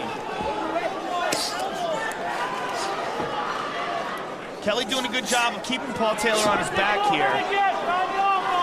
And again, he's rolling that hip over. He is trying to isolate an arm. He's trying to isolate that left arm, or the right arm, excuse me. 1 minute remains in round number one. Doing a good job of punishing with the ground and pound. Good elbows from the bottom by Paul Taylor. Kelly answered those elbows that Joe talked about. Ground and pound of his own. Now Kelly's opening up. Kelly extends and closes. 40 seconds remains in the round. Good ground and pound by Paul Kelly. Bisping yelling instructions at his teammate. There you see Michael Bisping right in the background, Joe. Perfect proximity for his teammate, Paul Kelly. Yelling for some elbows. 15 seconds remains in the first.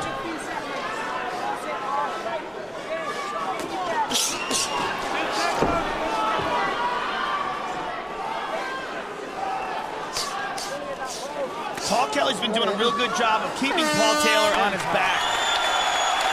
What a first round. Great first round.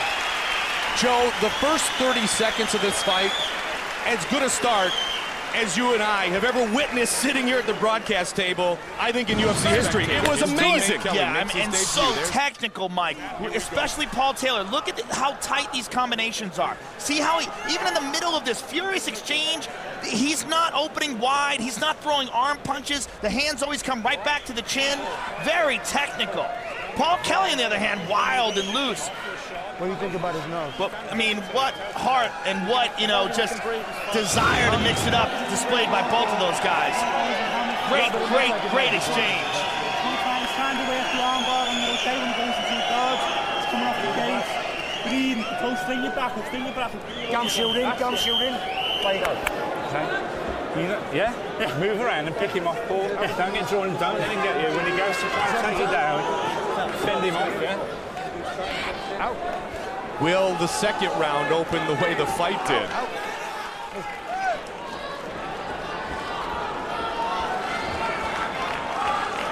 Liverpool against Walsall here in Newcastle. Second round is underway. Will Taylor open up quickly again?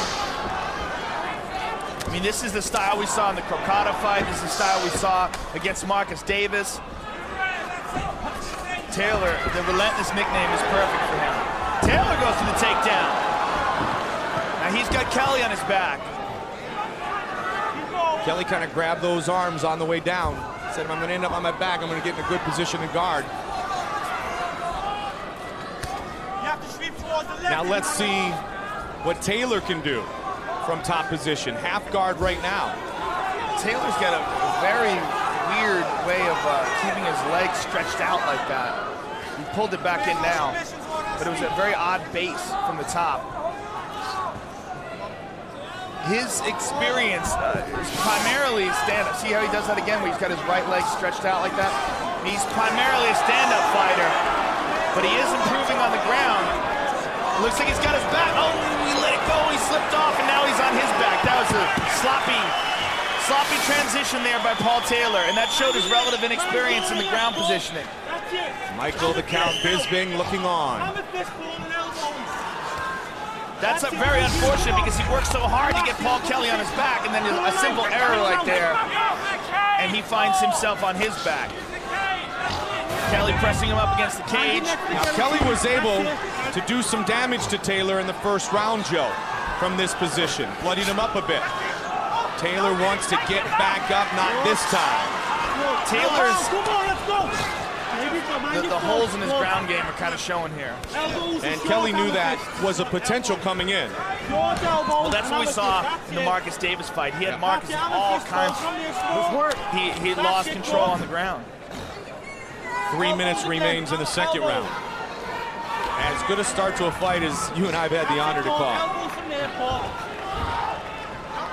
Hasn't been able to pass guard though yet. Doing damage inside, but hasn't gotten to a truly dominant position, Joe. Well, the real problem I see in this position is that Paul Taylor doesn't seem to be able to shake Paul Kelly off at all. Not only that, not even close. Like he's in no danger of being reversed, no danger of getting out of this position. So if that's the case, Paul Kelly's going to be able to keep him in this spot every time it goes to the ground. He's going to be able to eke out a decision. Well, Kelly post-weigh-in seems to be the much bigger fighter, and he's taking advantage of that advantage. Saw that cake. And exactly, well done. 2:10 remains in the second. Paul Taylor he's going for a Kimura. He's trying to crank it. He's got it here. Can he finish? But the problem is he doesn't have any control over the legs. See his half guard, it's very loose and sloppy. He doesn't have any control over the body. He's got the arm straightened out, but Kelly's not in any real danger right here. He doesn't have enough strength. Now, full guard. If he could lock his legs pulled the arm he free. Lost it. And Bisping reacted nicely. That, again, we're seeing Paul Taylor's relative inexperience on the ground.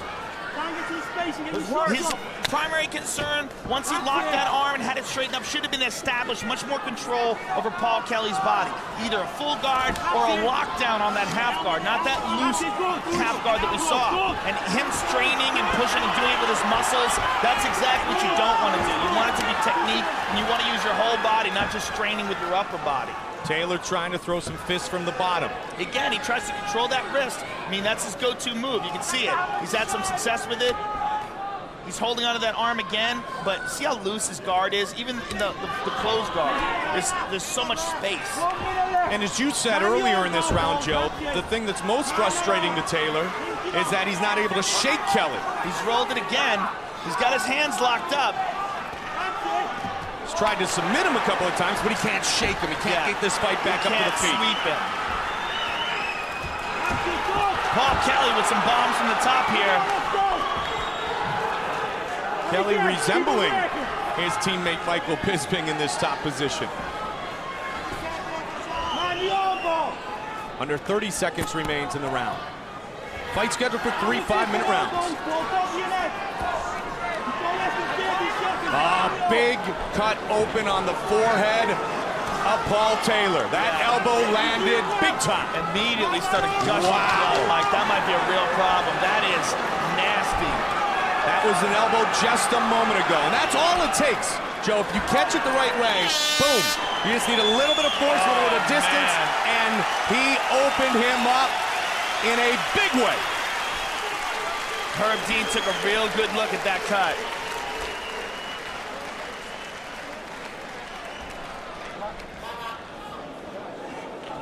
The forehead bleeds so bad, Mike. Sometimes a cut that's not even that bad. This looks horrible, you know, when the guy's head is covered with blood. But hopefully the cut man can put a stop to the bleeding here. Let's take a look at what caused it. Here's Paul Kelly's elbow dropping right down. Right there, bang. Oh, you can see it. What a great look, guys. It's a big gash, too. It looks to be about 2 inches long at least. Yeah, ooh, that's nasty. Wow, that's nasty.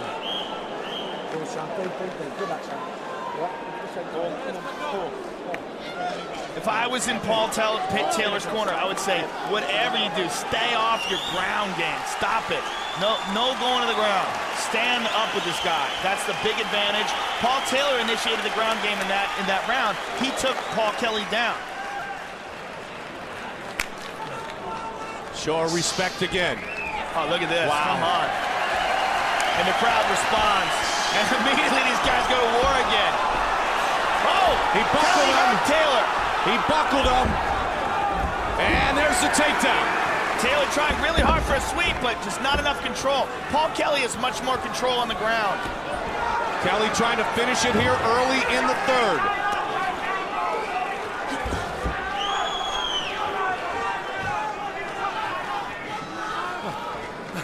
The Brits love their fights, and these two men are great fighters. Paul Kelly landed some bombs here. His Taylor's ability to opened up control again. Taylor on the ground has been the real story of this fight, Mike. Yep, and he's opened up again. That didn't take long. And you talked about it. You said he just can't. You said he just can't shake it. Side control. Now this is even worse. Now Taylor's in some serious trouble. Going to put that leg, trying to hold the arm down. Can't do it there. The only thing that's preserving him here is the fact that it's an awkward spot for Kelly because Taylor's so close to the cage. He's got his legs up on the fence, and he can kind of push. But if Taylor can, if Kelly can continue to turn, yeah, there he does. And keep Kelly on his, Taylor on his back here. Oh. Big elbow again, boom. And then to that same spot. And Taylor did a good job right there of getting back to half guard at least. Now he's got full guard. Good body shots by Kelly from the top. This fight has gone for Paul Kelly pretty much according to plan. The beginning seconds were pretty tough on him. They were, yeah. The kid's tough.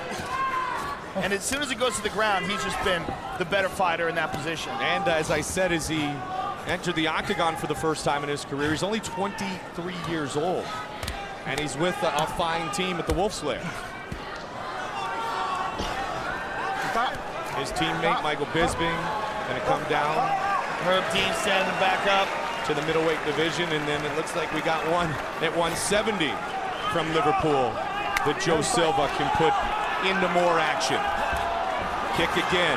Paul Taylor immediately firing bombs. That's what he needs to do, as you said, Joe. And Kelly responding off this cage. Standing up, Taylor is far from finished with this fight. He's got to be careful he doesn't get tripped. Bang! Again. Back to his back.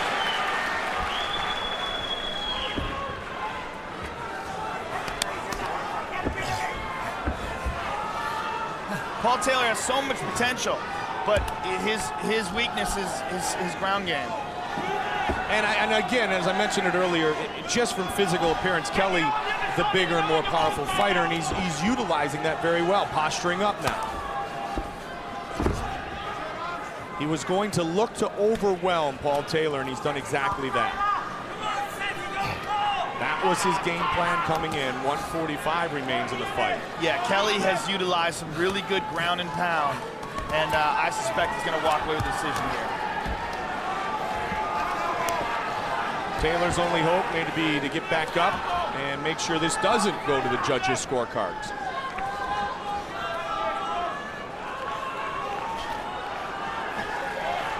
Those big elbows again.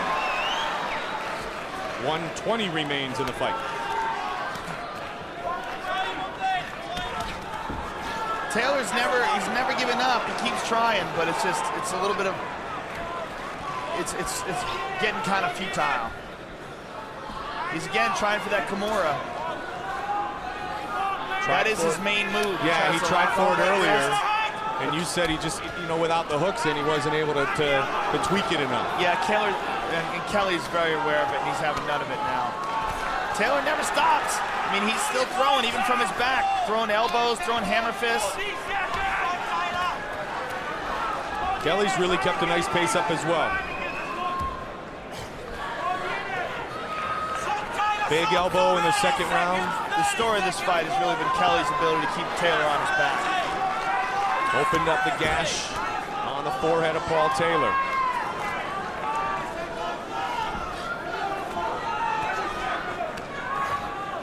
Taylor's got to do something drastic. 15 seconds left. Paul Kelly kind of defines octagon control.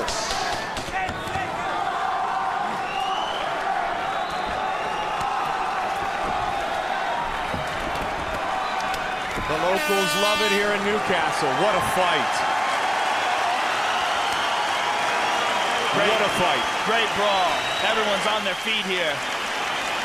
Standing ovation for Paul Kelly, Michael Bisping's teammate, and Paul Taylor. The Brits love a good fight. Yeah, they just saw one. Let's take a look at some of the elbows here. Now this is the beginning. This is the one that started it all off. This is in the first round.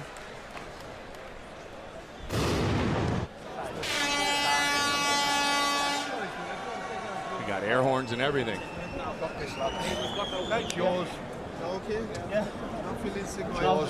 Hey, go on, lad. And Taylor showed great spirit as he, when they got to the feet, still tried to finish this fight in the third round.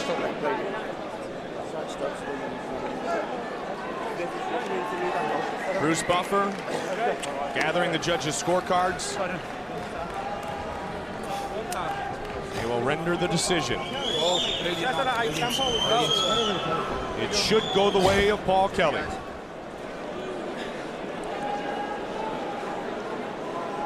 Here is Bruce Buffer.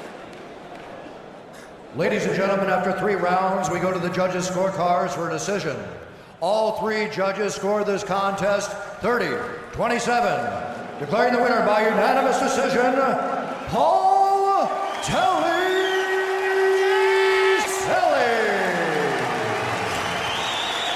A great way to debut in the UFC for Paul Kelly. He said this was not going to be a one-night thing, and he is right. All right, I'm here with Paul Kelly. Paul Kelly, that's what you got to call a proper British brawl. What do you think about that? No, that special. Being in battled it out, I was fucking dead. I knew the deciding factor in this was his fitness, so I trained hard for it. I'm just so glad to be here. Fantastic fight, and it seemed like the story of the fight was your ability to keep Paul on his back. Well, everyone knows about his striking and his kicks. I can strike myself, that was the plan, but, we kept on punching each other like that, someone was getting knocked out. So. All right, Paul, take a look at the big screen and talk us through some of the action here. Tell us what was going on in your head here. It's what 2 Brits happen when they both get at it, man. Should get more British fighting each other.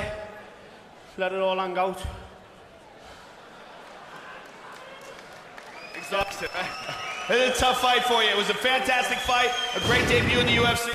And I thank all my coaches, Dave Jackson, Mario Sucata, Tony Quigley, all my teammates at the Wolfslayer, especially Lee Grimm, my strength and conditioning coach. Without him, I wouldn't have been here. Well, congratulations on your successful UFC debut. Paul Kelly, ladies and gentlemen.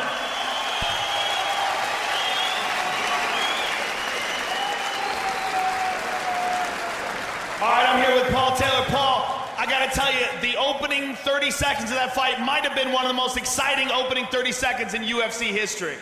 Yeah, it was a great exchange. I opened up. I wasn't expecting Paul to try to me. He did what he said he was going to do. Stood and tried it. Fair play to him. Now, it seemed like, as I said with Paul Kelly, that the story of the fight was his ability to keep you on your back. Do you agree with that? Definitely. I mean, I know that's what he's looking to do. He's looking to get me, pin me on my back. He proved more elusive from the submissions than I thought he was going to. His ground and pound was very good. It was excellent.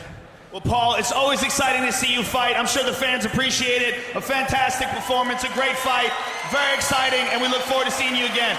Paul Taylor, ladies and gentlemen. Paul Kelly and Paul Taylor, the Brits. Wow, what a battle. Kelly wins by unanimous decision. Here's what's coming up inside the Octagon. Tonight, we're in the UK, Newcastle, England. But 4 nights from now, it's right back to Las Vegas. Wednesday, January 23rd, from the Pearl at the Palms, it's UFC Fight Night Live on Spike.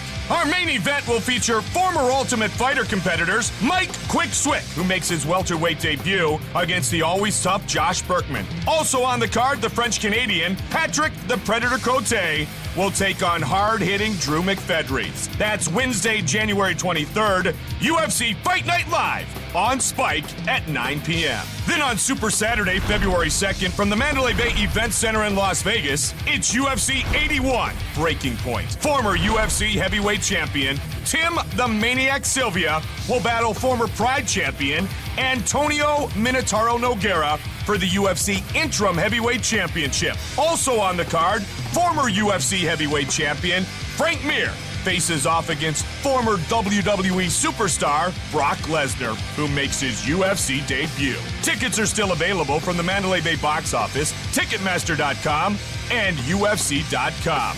UFC 81 Breaking Point, Saturday, February 2nd, live on pay-per-view.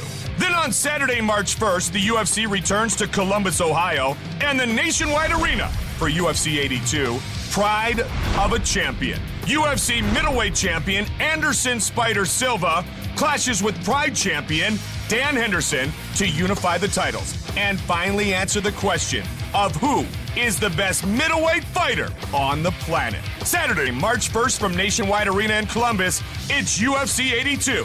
Tickets are still available at the Nationwide box office, Ticketmaster.com, and UFC.com. And that's what's coming up inside the Octagon.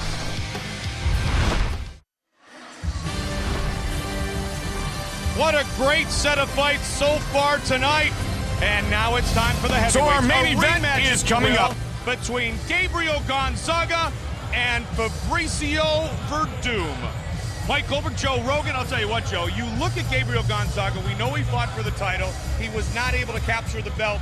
Now, that being said, he is still one of the elite heavyweights in the world today. Well, before the fight with Randy Couture, he was thought to be top 2 or 3 in the world, you know, right up there with Fedor and Randy. And I still believe that's the case. I still believe he's got some of the most, like, one of the best skill sets of any heavyweight. He's got devastating strikes. I mean, to be able to knock out Mirko Krokop like that with that head kick, he's a dense, powerful, thick man, and he's got world-class Brazilian Jiu-Jitsu, world-class Abu Dhabi champion, Mundial champion. So it's like, putting it all together in the Octagon, it's just a matter of time. It's just a matter of time before this guy, in my opinion, rises to be one of the cream of the crop. Well, Joe, speaking of world-class Brazilian Jiu-Jitsu, that aptly describes Fabricio Verdum, who, of course, was Mirko Krokop's Jiu-Jitsu coach for a long time.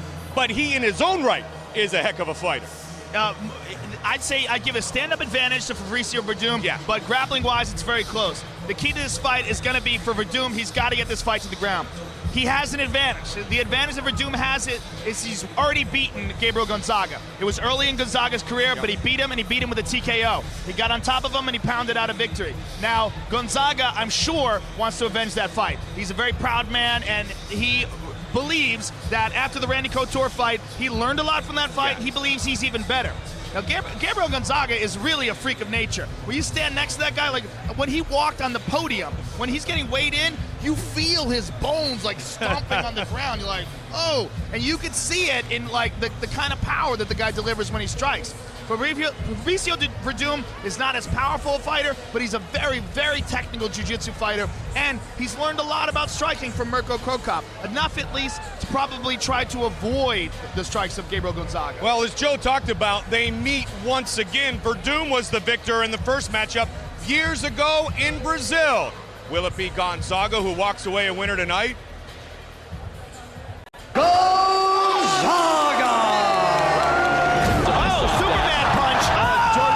Jordan's out. Oh, big end for it by Gabriel out of nowhere. Mirko Krokop.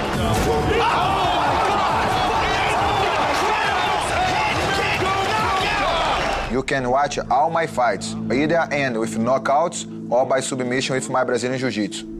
He's going to turn into an arm. There he goes. He's got it, bang. He's got it. It's all over. Beautiful display of Brazilian Jiu-Jitsu. Gabriel Gonzaga is a great fighter. He's a black belt in jiu-jitsu, but so am I. Trying to work that arm again. He's got a Kimura looking to finish, and it's all over. It is all over. He finishes by submission. He has improved his striking abilities a great deal, but so have I. Beloved over here by John. 1, 2, 3. Straight punches. Verdum connected on 4. I've beaten Gabriel Napo once, and I'm gonna do it again. A lot of people talk about my first fight with Fabricio Verdum. They saw that the first and the second round wasn't easy to him. Having beaten him before, that gives me the upper hand. I wasn't the professional that I am right now. I will be in the best shape of my life for this fight. My strength and conditioning is the best it has ever been. I'm stronger, I'm quicker, and I have much more endurance than I ever had before. You're going to see a lot of action. I'm not going to stop for 15 minutes. I will be very hungry to win this fight. We both need to prove something, and I'm not gonna lose. All my fights I want to win. I'm a winner, and I'm going to win my next fight. And this time is Verdum, even better.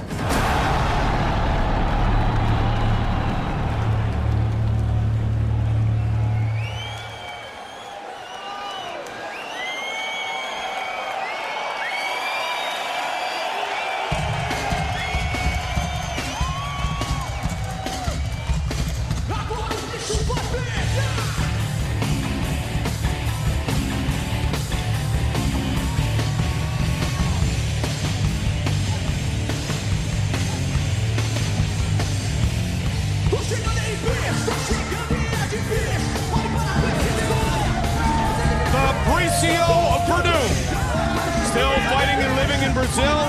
It's the second meeting with Gabriel Gonzaga. What has Verdum added to his game? That includes a Brazilian Jiu-Jitsu black belt and a brown belt in judo. How about training with the great fighters at shootbox? Yeah, that has got to help him. His striking looked much improved when he fought Andrei Arlovski, and just in the fact that he was able to hang in there with Arlovski. He lost a decision, but he was never really badly hurt in that fight, which is a testament to his skills. You know, Arlovski is one of the greatest strikers in the division, and Verdum, as you saw in the highlight reel, was able to attack him. He wasn't just completely defensive, he was very aggressive. But Gabriel Gonzaga has power that, you know, very few people possess. In kind of a freakish, brutish way. Verdum, though, very technical in jiu-jitsu, and I'm sure that technical level has not dropped training with shootbox. He should be more aggressive, better prepared striking for this fight, but his jiu-jitsu is always top-notch. Well, he talks about that fight that you mentioned, Joe, against Andrei Arlovski. He said he was embarrassed by that showing. He knows in his heart that he is a better fighter. He made his name in Pride. He said that we haven't seen his improved stand-up. He wants to showcase that tonight. Both have great Brazilian Jiu-Jitsu, so that may be the big factor in this fight. Who wins the battle, if it will, of the beasts on the feet? Well, I think that fight was an interesting fight because it was a combination of Andre Arlovski not wanting to take too many chances, not wanting to lose, and Fabricio Verdum really not being at the technical level striking of Arlovski. So the two kind of cancel each other out, and it wasn't the most entertaining fight for the fans. This fight has a lot on the line for both of these guys, so I expect them to throw caution to the wind. Why he started fighting at age 20? He answered, all I can say is it involved a woman. A lot of fights do. Sure.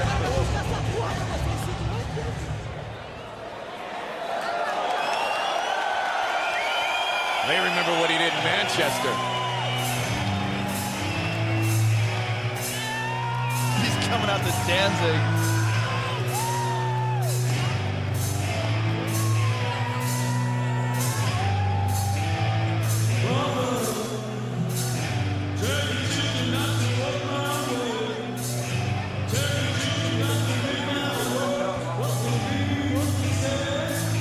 The pow. That is a big man. So dangerous in so many areas, Mike. His jiu-jitsu is excellent. His power in his striking is really freakish. If you've seen him kick the pads, I mean, you watch his trainer hold the Thai pads, and you just see the impact. It's insane.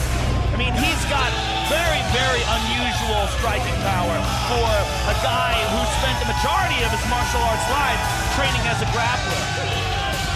He says he's gotten better because he's training harder. 15 years in Brazilian Jiu-Jitsu, 6 years in mixed martial arts. The only losses of his mixed martial arts career, the heavyweight championship fight at UFC 74 to Randy Couture, and his previous loss in Brazil to Fabricio Verdum. And that fight with Randy Couture, that was the greatest example of Randy Couture we've ever seen in his entire career. I mean, he caught Randy at the best night ever. Randy looked spectacular. He had an awesome game plan, and that's what Randy's best at. Implementing a game plan against an opponent, finding an opponent's weaknesses. He stayed glued to Gonzaga, and he wound up stopping him. But in that fight, he broke Randy's arm with a kick. And that shows you two things. One, how much power he has, and two, how tough Randy Couture is. He says since the first meeting that with Verdum, he is in better condition, and he is a greatly improved striker. I guarantee you he's improved because of the loss from Couture, too. You know, being there, getting to the top of the mountain, seeing what it's like, being bested by a better man. You know, you realize when you get back there to the training camp that you have to up your game.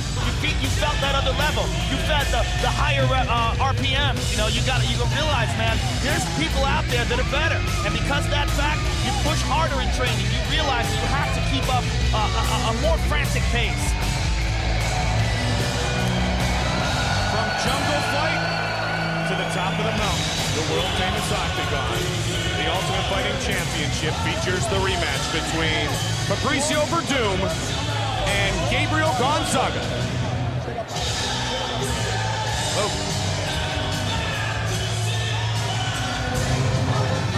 Our tale of the tape for this heavyweight matchup. Both the Brazilian, Gonzaga's 2 years younger. Verdum is 2 inches taller. The weight, pretty similar. Gonzaga will give away just an inch of reach. Gonzaga weighed in at 18.2 stone. Verdum at 17.6. For the official introductions of this heavyweight showcase, here once again is Bruce Buffer. Ladies and gentlemen, this fight is 3 rounds in the UFC heavyweight division. Introducing first, fighting out of the blue corner. This man is a mixed martial artist, holding a professional record of 9 wins with 3 losses and 1 draw. He stands 6 feet 4 inches tall, weighing in at 247 pounds, 17.6 stone. Fighting out of Porto Alegre, Brazil, Fabricio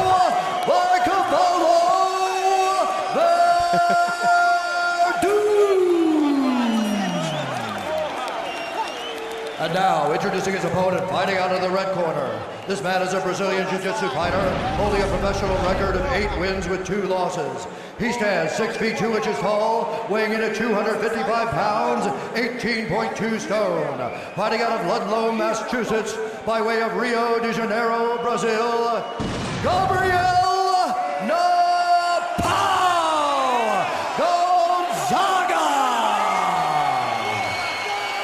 And when the action begins, our referee in charge of this contest is Dan Mergliata.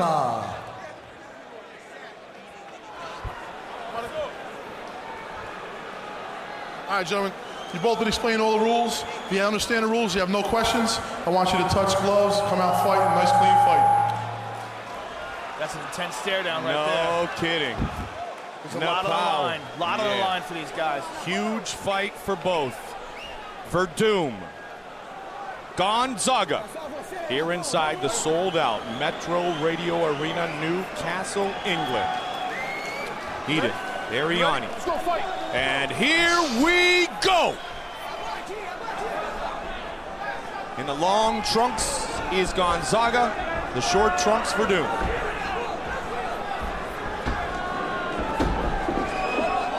Verdum realizing in his first fight with Andrei Arlovski, his debut fight in the UFC, it was not exciting. Plans to be so much more in this fight. Gonzaga takes to the ground immediately. Now this is where we have to think to see if these two guys are going to cancel each other out. They're both black belt Brazilian Jiu-Jitsu champions. Both have been very successful in competitions with other black belts. Verdum being world Abu Dhabi champion. Gonzaga coming in second place, winning the Abu Dhabi trials in Brazil. You know, you never say never, Joe, but you and I talking about this fight with Eddie Bravo over the week, he said this is a fight that you would be surprised to see one of these black belts submit the other black belt. Now, that doesn't mean it won't happen and it couldn't happen, but because they're so well-versed in the ground game, they might just neutralize each other's skills. It is possible they can neutralize each other's skills, but what the difference is, Mike, in striking, if they get to the ground and you add strikes to the submissions, that's when things open up, and that's when guys get caught that they wouldn't ordinarily get caught. That's where guys like, you know, that's how Anderson Silva submitted Travis Lutter. You know, guys get caught in it with striking with grappling mixed together that would not get caught with just pure grappling. Half guard. Gonzaga doing a very good job of controlling Verdum so far, but Verdum is trying very hard to sweep. That's a heavy and very powerful man on top of Fabricio Verdum. But with all his great jiu-jitsu experience, he's fought bigger fighters before. He's exerting his will right now, though, on Fabricio. Fabricio doing a real good job of keeping him tough. There he goes. Guard. And Gonzaga back up. Fabricio did a real good job of keeping Gabriel from moving to a dominant position. Kept him in half guard. Leg kick. Powerful leg kick by Gonzaga. Remember, he can go high with it. The head kick on Mirko Krokop in Manchester. And it's a very unusual amount of power he's able to generate with those strikes. Look at that. That's there a it is huge again. leg kick. Buckled him. Kind of made him a local legend, if you will, Gonzaga. The teep. Oh, there's that head kick attempt. Oh! Just takes him down with a big kick. You can only take so many of those from this guy. We are going to see the effects. You already see a little bit of redness on the leg, the left leg. And he keeps winding up for it. Verdum sees it. That's what he wants to do over and over and over again. But when you start looking for that, that's when the head kick comes, that's when the punch, the Superman punch comes, which he used to knock out Kevin Jordan. Let's see if he tries to set something up with a big leg kick. Like the Superman punch you talked about. Fabricio tries a head kick of his own. Again. Gabriel Gonzaga again buckles up. Yeah, look, he's already walking gingerly on that front foot, Joe. And we've said this so many times, Mike, I think that's the most underutilized weapon in all of MMA, but he messes up here, and he falls to the ground. Verdum's got his back.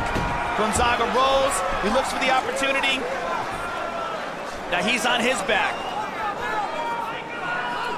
He threw leg kick, and then thought about head kick. And as you said, kind of messed up, made an error, and that allowed Verdum to get out of what was a bad situation in the striking game. Half guard for Gonzaga. Now Verdum, who is a master of the ground game, He's going to look to pass Gonzaga's half guard. Much better position for Verdum. Heavyweights tonight. Heavyweights all over the place. UFC 81 Breaking Point. Tim Sylvia, Minotauro Nogueira for the interim heavyweight title. Brock Lesnar, Frank Mir. Log on to 81.ufc.com. Tickets are still available. Verdum looking to punish. Half guard. Good elbow by Verdum. Gonzaga going to pull him close. Whenever Gonzaga gets that posture, Verdum slips his head out of it.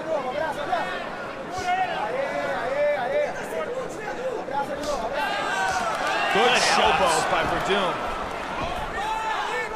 Gonzaga trying to use what we call the electric chair sweep. He goes from the half other side. He's rolling over to a knee bar. Verdum defending by keeping his hands clasped and keeping all of his weight on his left leg. In this ground game, the example of it right here, Joe, is somewhat of the stalemate we talked about, which was potential in a battle of two great practitioners of jiu-jitsu. Now this is an interesting spot where the referee was thinking about separating those two, which would have been a bad thing, because there's a little chess battle right there. They're trying to figure out who's going to make the mistake. Is Gonzaga going to get the knee bar? Is Verdum going to be able to slip out? That's a serious chess battle right there, and they were just frozen. And here's some of these powerful leg kicks by Gonzaga. Over and over again. Then he went for the head kick. That was the mistake. Lost it, lost the position. Verdum immediately capitalized and got his back. Joe, how about the reception here in the UK?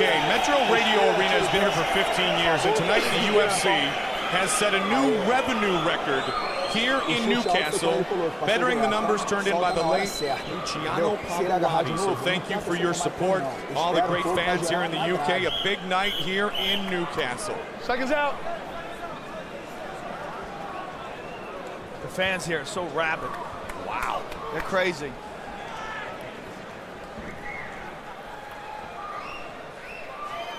Set for the second round. Bad news for Verdum. Second round starts on the feet. Ready? Let's go, fight, guys. Will he go right for the leg kick?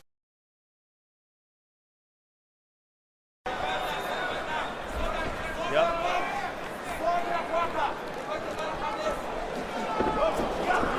Verdum landing some punches. Verdum trying to come combinations with that straight kick, Joe, and almost was able to land it on the chin of Gabriel Gonzaga.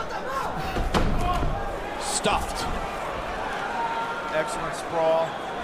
You gonna attack? Back up. Up. All right, let's go, fight. Dan Mergliotti saying you're gonna attack. Nope. All right, we'll stand up.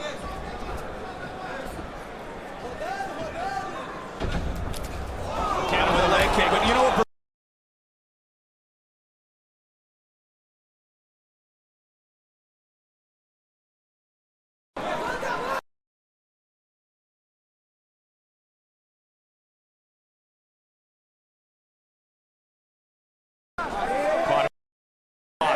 He was reaching for that one.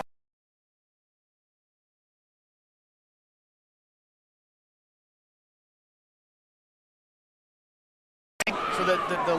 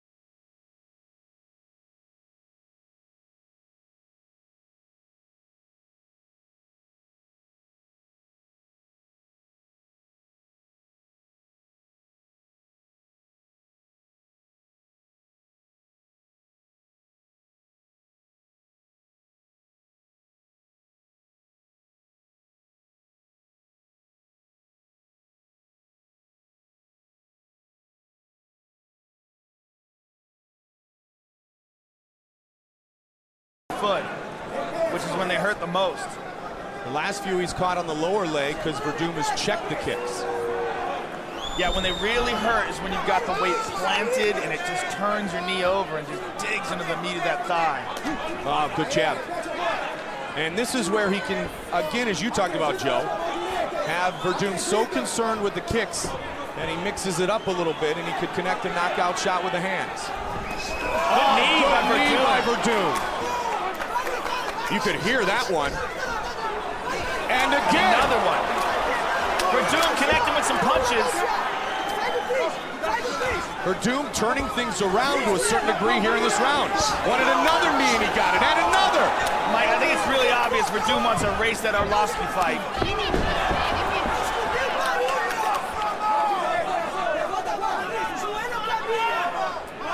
Pace slowing. A knee again.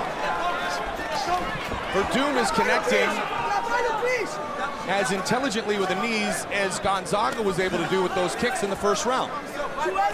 And there's a knee back. But I would say now Fabricio Verdum has Gabriel Gonzaga's attention. Again with the knees.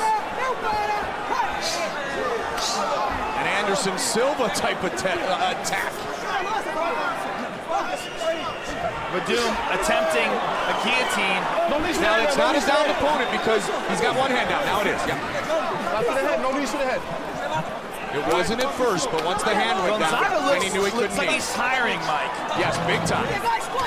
45 seconds remaining in this round, Joe. This is very bad for Gonzaga. He's got to get out of this spot. Verdum's going to put him away if he doesn't. His head is caught up against the cage. Dan Migliotta's thinking about stopping it. Gonzaga has got to roll. 35 seconds. Look, he's throwing the elbows up as Gonzaga. And another elbow. That's what's keeping this fight going. Is he protecting himself? No! It is all over! Fabricio Verdum! Victory for Fabricio Verdum and a very disappointed Gabriel Gonzaga. Wow. You know what? He got stuck with his head pinned up against that cage, and Fabricio just capitalized on it. That's a big victory for Fabricio. Huge, huge victory for him. Congratulations, Fabricio. Water, get some water. Let's take a look at some of the knees. Fabricio was very effective in landing knees in this fight. Bang! There, one right on the jaw. And he gets that plum, that Muay Thai clinch. Now here, what he got behind Gonzaga, just landing these shots. Gonzaga stuck up against the cage. Excellent control by Fabricio. And Gonzaga just unable to respond. Dan Migliotta stops it. Big victory. Big victory for Verdum. Verdum defeats Gonzaga again, this time inside the octagon. Huge leg kicks in round number one. Verdum was able to survive, and it pays off in victory, his first win in the UFC. Bruce Buffer has our official decision.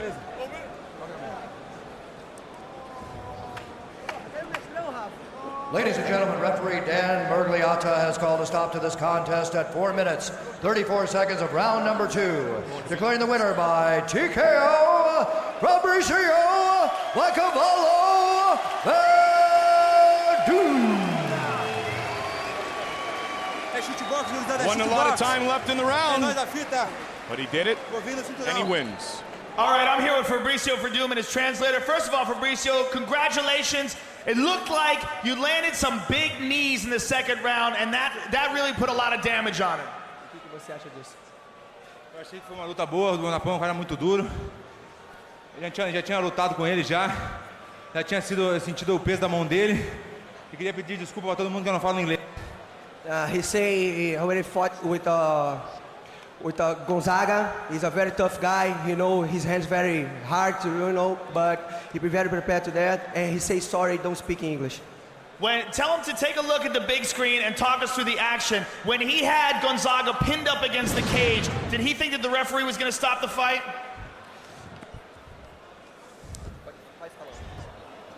Que foi boa a sequência. Treinei muito sequência na shootbox. Sou do jiu-jitsu, mas na shootbox se treina todos os dias. E aqui foi um treino mais duro que na shootbox. Na shootbox é treino todos os dias. He said he trained that every day in shootbox. So This is just the beginning. And here, in shooter boxing, he's a very tough training every day. Here is just one more training. Well, tell him congratulations, a huge victory for his career, and he certainly moves up very high in the rankings now. Fabricio Verdum, ladies and gentlemen. Huge win for Verdum. Now he's got himself a huge name in the UFC. Our main event is still ahead as the UFC lightweight title is on the line when BJ, the Prodigy Penn, faces Joe Daddy Stevenson.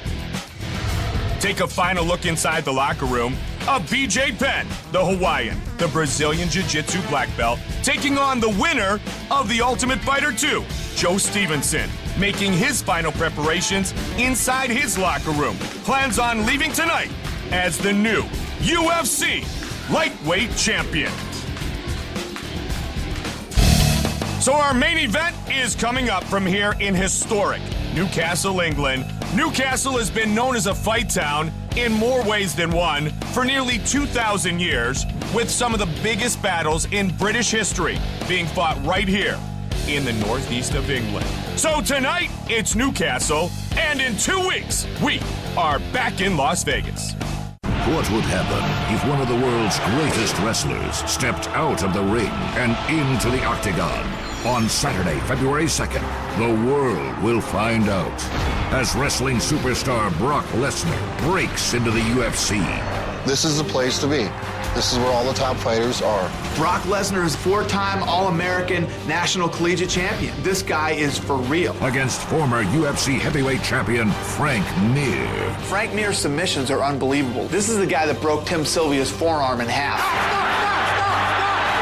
He broke Tim Sylvia's arm. Who cares? I'm coming to this fight to win. Also, Tim Sylvia back, facing former Pride champion Minotauro Nogueira for the interim heavyweight title.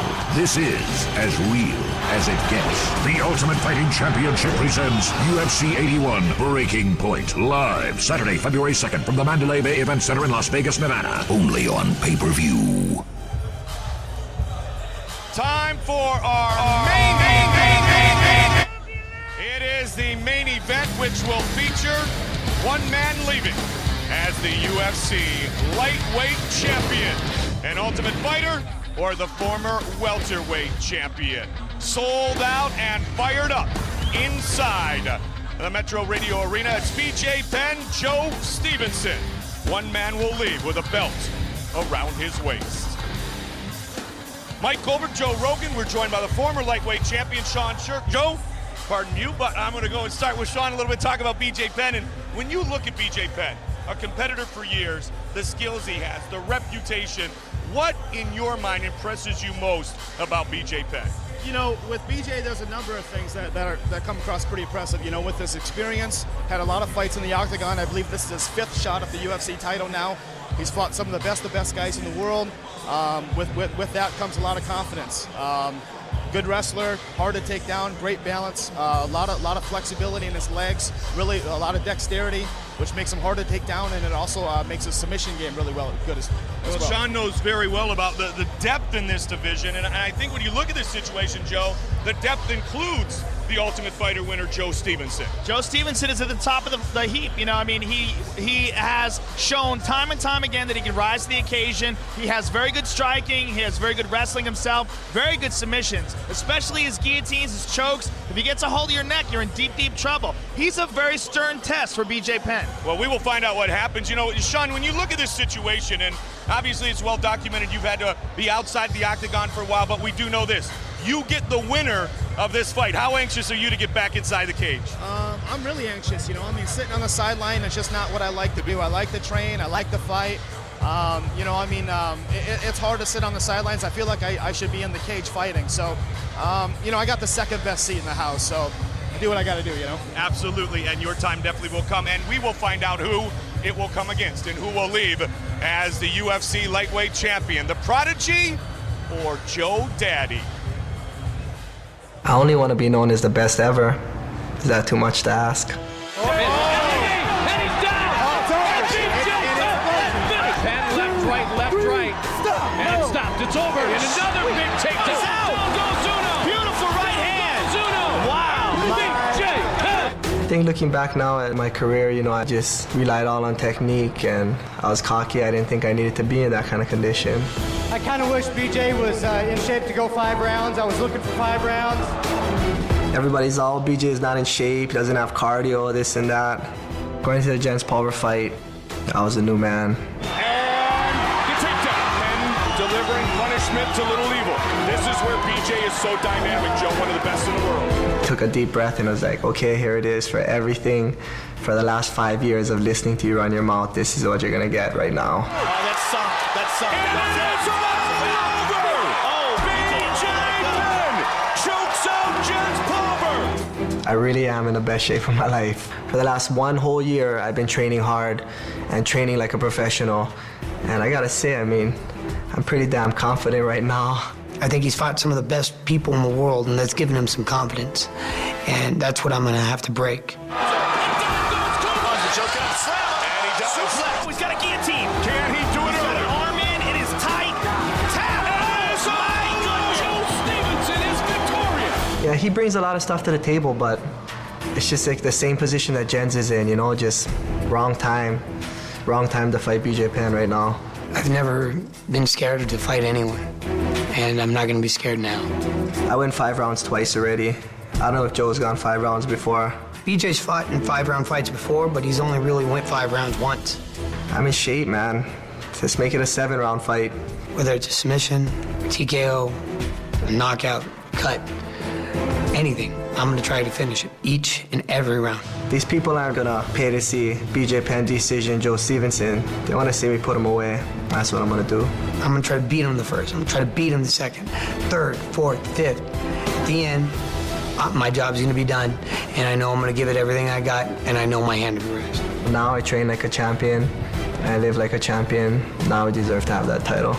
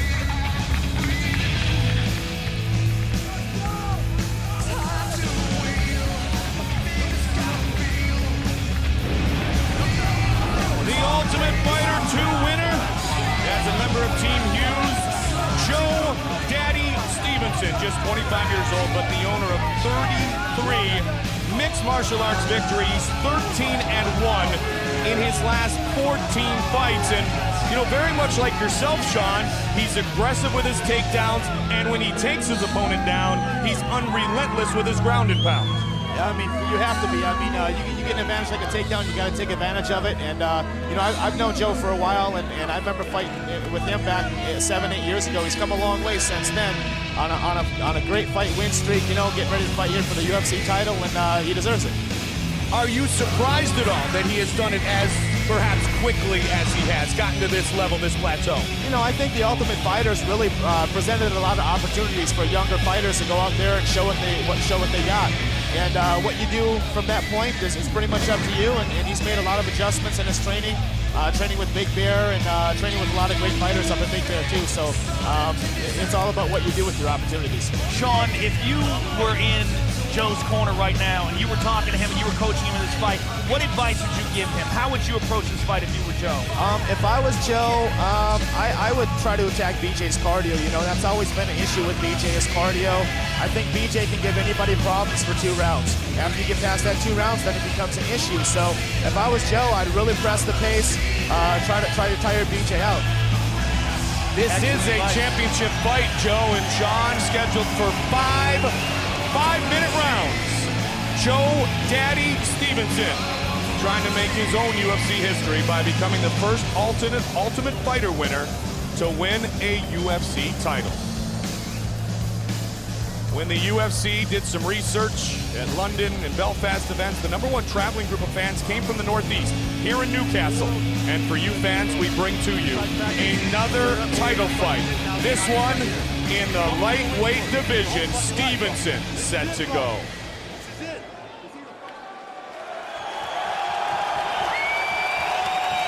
They love the prodigy.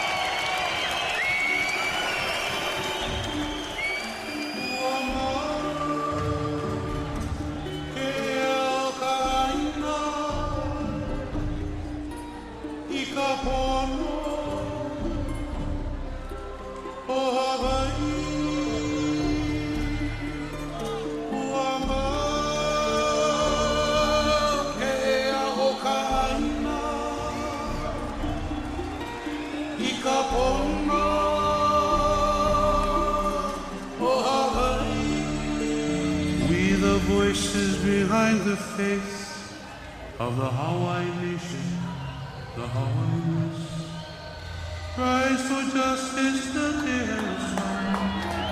For our people who stand in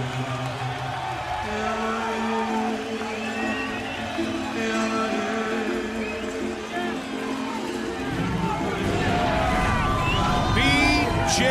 Penn from the Big Island. He is a hero in Hilo. And it's interesting as you get into the mind of B.J. Penn coming into this third attempt to be the lightweight champion, because he's had 2 failed attempts before, the loss to Pulver, the draw with Uno. I think that the thing most appropriate that he talked about, Joe, is that not only is he training and preparing, but he said he is living like a professional now. Well, he's so talented physically that I think that he's kind of, at earlier stages of his career, he took that for granted. He's able to do so many freaky things. I mean, his control with his legs is one of the most unusual things you'll ever see in any MMA fighter. He can do just incredible things with his legs, controlling guys' bodies from the back, you know, from his back, controlling their back. And his jiu-jitsu, his striking, his ability to take a punch, he's a very unusual fighter. And because of that, because things have come so easy for him, I think there was times in his career where he slacked off. The loss to Matt Hughes was a big wake-up call for him. And I think he has really changed all that now. He realizes he's getting towards the tail end of his career. If he's going to establish a legacy, now's the time. I mean, he has all the potential in the world. The reason why people appreciate and respect him so much is because of that potential. I mean, people are standing up right now cheering for this guy. He finally said, Sean, what am I doing? I can be a legend. I can leave a legacy for myself, for my family, for the islands of Hawaii. I can be one of the greatest ever, and he plans on proving that tonight. Yeah, I mean, you know, he's lost a couple of his last fights, and sometimes, you know, when you lose a fight, you learn a lot more than you do if you win a fight. Maybe those losses came as an eye-opener for him. Let him know that he's got an opportunity here that not a lot of people have, and with the evolution of the sport, you're not going to get things for free. I mean, if you want it, you got to work for it. Sean Sherk will face the winner, but tonight, either B.J. Penn or Joe Stevenson will lead as the UFC lightweight champion. Our tale of the tape for this, the main event of the evening. Joe Daddy Stevenson, 25 years old, 4 years younger than B.J. Penn. Penn is 2 inches taller, but the reach is identical, and they both weighed in at 11 stone. For the official introductions of this lightweight championship fight, once again, here's Bruce Buffer. Ladies and gentlemen, this is the main event of the evening. 2 UFC lightweight warriors have now entered the world's ultimate proving ground for fighters, where tonight only one will leave the champion. Our 3 judges scoring this fight at Octagon side are Doug Crosby, Jeff Mullen, and Tony Weeks. And when the action begins, our referee in charge of this contest is Herb Dean. And now, this is the moment you've all been waiting for. Live from the sold-out Metro Radio Arena in Newcastle, England. It's time! 5 rounds for the UFC Lightweight Championship of the World. Introducing first, fighting out of the blue corner. This man has 33 wins with 7 losses. He stands 5 feet 7 inches tall, weighing in at 154 pounds, 11 stone. Fighting out of Victorville, California, Joe Daddy Stevenson! And now, introducing his opponent, fighting out of the red corner. This man holds a record of 12 wins with 4 losses and 1 draw. He stands 5 feet 9 inches tall, weighing in at 154 pounds, 11 stone. Fighting out of Wainaku, Hilo, Hawaii.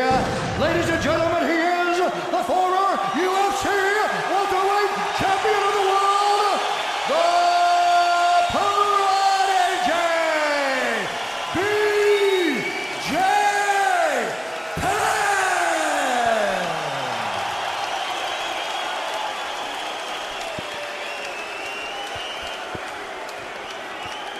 All right, gentlemen, we've been over the rules. Protect yourself at all times. Follow my instructions at all times. We're gonna have a nice, clean fight. Touch gloves, come on, ready to do this. Wow, what a hero's welcome for the Hawaiian BJ Penn. Taking on none other than Joe Daddy Stevenson. Sean, how much danger is there of BJ underestimating Joe Stevenson in this fight? I think, you know, that's been a factor maybe in the past. You know, maybe he hasn't trained as hard for fighters as he should have. But just from the information I've got, he's trained pretty hard for this fight. And he gets some big strikes delivered early. BJ Penn looking to finish it quickly. Lightweight championship is underway. Joe does not want to wind up at his back, and this is where he is immediately. BJ Penn came storming out. Joe is a very talented fighter, very talented in jiu-jitsu, but his jiu-jitsu there's levels in jiu-jitsu, and BJ's is a notch above Joe. It's a notch above most people in the world. Sean, you have battled the best in the world. You are truly one of the best in the world. But are there sometimes things that BJ Penn does that even make you go, wow? You know, for me, I think it's that flexibility. Yeah. That's something you don't see very often, and it's something that's hard to train for, because if you don't see that on a daily basis, it's hard to prepare for that. So the flexibility is definitely what I think separates him from most of the other fighters out there. And the ability to move those legs, not just the flexibility in them. He has movement of them like other people have movement of their arms. Mike Goldberg, Joe Rogan, former lightweight champion Sean Sherk joining us here in the broadcast booth. One will leave with the belt tonight. Sean Sherk will get a chance to get it back. BJ's pressing Joe up against the cage, and Joe has a desperate look in his eyes, trying to avoid that. Well, it was, you know, the amazing thing in the fight with Jens Pulver was that BJ Penn kind of overpowered him and threw him around, and Jens admitted that. Jens goes to 145 in the WEC. He's trying to do the same here early, Sean, with Joe Stevenson. It looks like he's trying to set the pace here, trying to set it at a high rate, maybe trying to tire out Joe, put some doubt in his mind. I mean, he's doing a good job here of controlling the fight and hitting and trying to take the fight away from Joe right in the beginning. So far, so good for BJ Penn. A big strike early on Stevenson. Remember, this is a title fight, a championship matchup scheduled for 5 5-minute rounds. You could just see Joe as this fight started. BJ Penn, you know, he'll get in great shape. He'll make the way to 155, but you could see as they were introducing him what high level of BJ's position got his he's back. in. Joe rolled over. Yeah, he's got his mount now. Wow. He's got a mount. He's grapevine him. Trying to overwhelm and finish Stevenson here in the first round. I was talking with Mark Lehman. I ran into Mark Lehman at the airport, and we were talking about BJ's control. And he was telling us how his top game, like his control in the mount, his control when he's got your back is just really unbelievable. And until you've experienced it, it's just another level of control that BJ has. Stevenson talked earlier in the week about this being his childhood dream to be a world champion. And he's living his dream. He seemed very unfazed coming into this matchup, and he's looking to weather the early storm. Well, Joe's done a really good job so far of avoiding, he has avoided having BJ pass his guard. He got cracked there, they had the grapevines in, and Joe got out of that situation, which is amazing in itself. He's back to that spot again. BJ's got some really heavy hands, and I think he's using those punches to kind of stifle Joe and make Joe try to roll away and make a mistake with, trying to hurt him with those punches. Penn definitely able to pass guard with relative ease here in round number 1. He's got Joe inside control here. BJ Penn gave Joe Stevenson a compliment when he said he reminds me of myself with his wrestling, his ground, and his stand-up. And it appears, as you said, Sean, he is not taking Joe Stevenson lightly.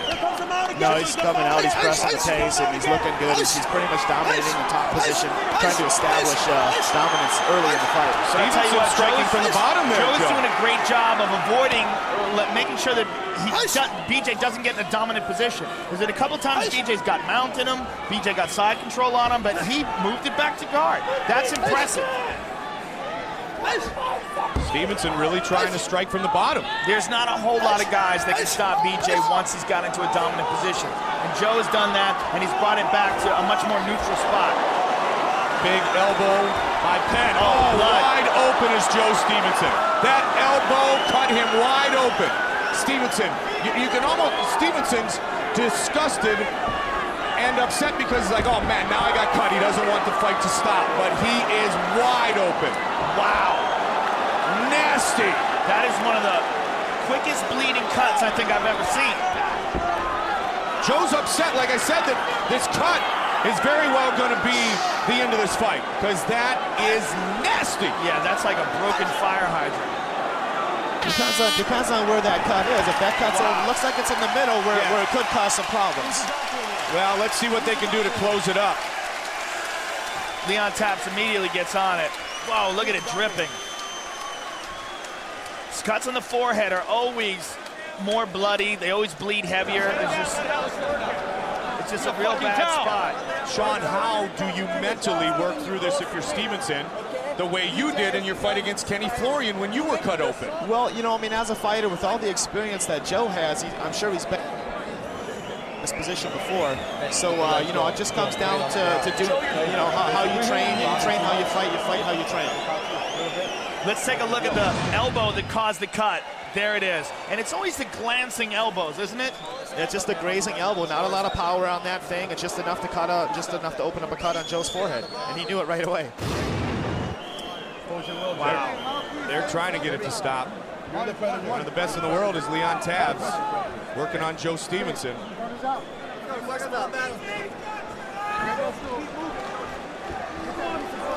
Fight will continue. Joe Stevenson has a determined look in his eyes. This right here is why this is the greatest sport in the world today. Look at that.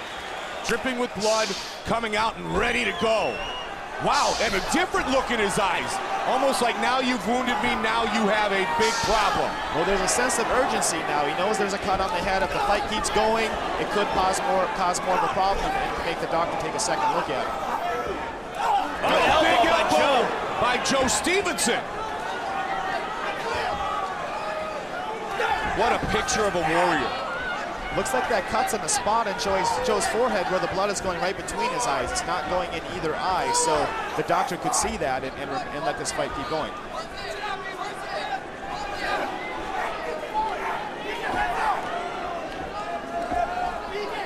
Wow, hands tight, moving around, wanting to avoid this fight going back down to the ground. BJ has excellent stand-up. Stevenson, with that urgency that Sean talked about, willing to exchange here. Caught him with a hook. Lightweight championship on the line.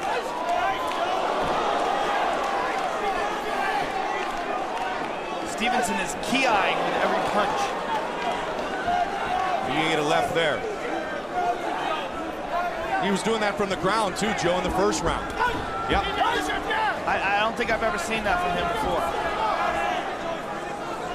Joe's boxing, to me, looks a lot more crisp than it has in the past. You got to figure with BJ's takedown defense, he must have known that this fight was going to remain on the feet for a while. Uppercut. You know, Sean, you pointed out that the blood seems to be dripping down the center of his face, if you will, and not into his eyes. And it almost appears from our angle right here that it has not impaired his vision yet. Yeah, I mean, that's something the doctor's looking at very closely right now. The blood's not going in his eyes. He can still see. You can notice he's not wiping his blood away from his eyes because it's not in his eyes. If there was a problem, now the doctor's going to look at it again, but you can see there's no blood in his eyes, so it shouldn't be a problem. And this is why, in the first round, he reacted the way he did to getting cut open, because, as you know, against Morin, you don't want to fight to stop that way if you feel fine, other than the fact you're bloodied up. You don't want to lose a fight by a cut, and you really don't want to win a fight by a cut either, and it's something that's hard to deal with, and it does send a sense of urgency if you were the one that's getting cut. Both these guys are covered in blood now. Going to make them both very slippery, Joe, which is going to make a submission pretty highly unlikely. Oh, good uppercut, good right hand. Joe's in trouble. And BJ Penn has Joe Stevenson's back. Joe does a great job of rolling over.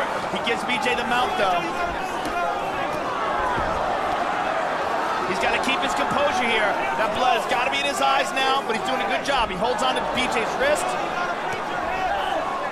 He's going to roll, but he's got to be careful in giving up his back. Now, as you said, Joe, the blood is in his eyes. Big time. He's just got to be careful that in this terrible spot that he doesn't lose his composure and give up a bad position. He's mounted, but if BJ gets his back with full hooks in, it's the one submission and he's got him flat very down. well in the fight. Joe rolls over on his back again. This is better. BJ's got his legs crossed underneath him, though. You see that? That's almost like a guard from the top, and that's a very strong mount there like that. When you have your feet crossed under and you can grip a hold of the guy's body, very difficult for him to shake you off.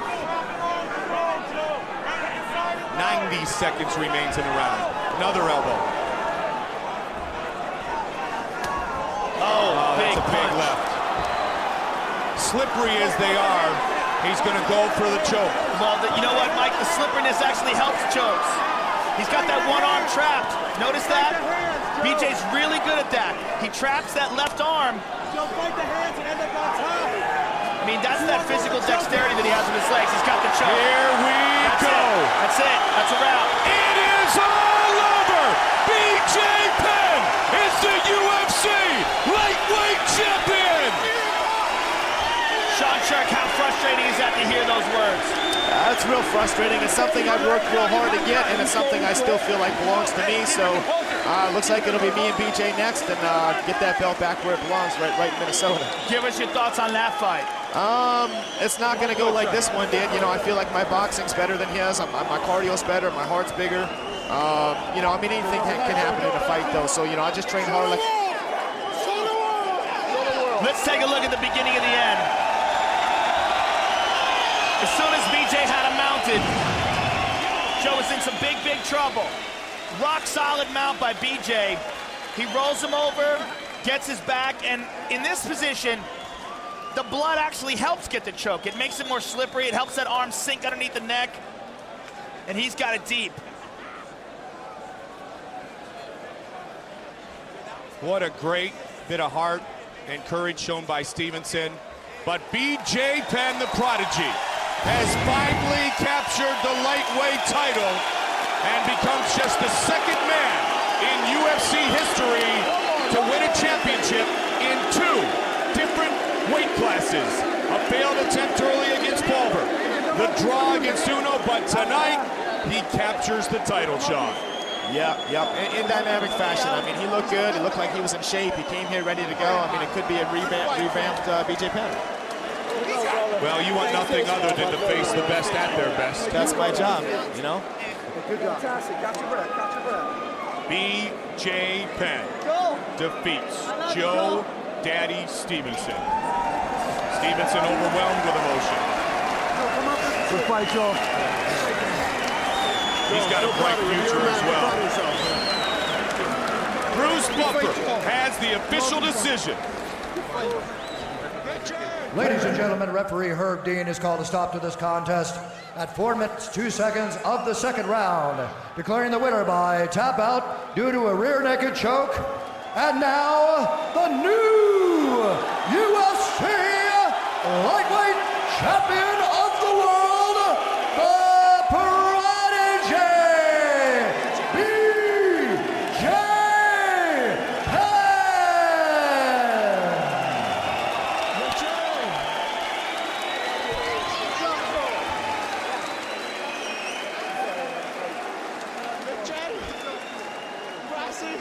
All right, I'm here with only the second man in UFC history to win 2 world titles in 2 different weight classes. BJ, give us your thoughts on the fight. Joel, he's a great guy. I knew it was gonna be tough. I put everything I had into this. I wanna thank everybody who supported me through the way, everybody who helped me train for this. You know who you are in your heart. I love you guys. I wanna thank, who else do I wanna thank? I don't know, hey, thank you for all the fans who supported me my whole life. Sean. BJ, everyone has always said that you have all the potential in the world, but now recently you said that you have really started to train like a champion. Is this the new era of BJ Penn? Look at my abs, you tell me. Look at that. What, is this new? Hey, Sean Sherk, you're dead? Hey, you want to know anything else, go to bjpenn.com.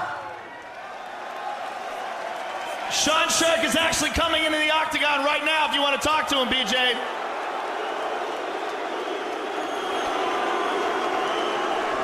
Wow, the challenge, the gauntlet thrown.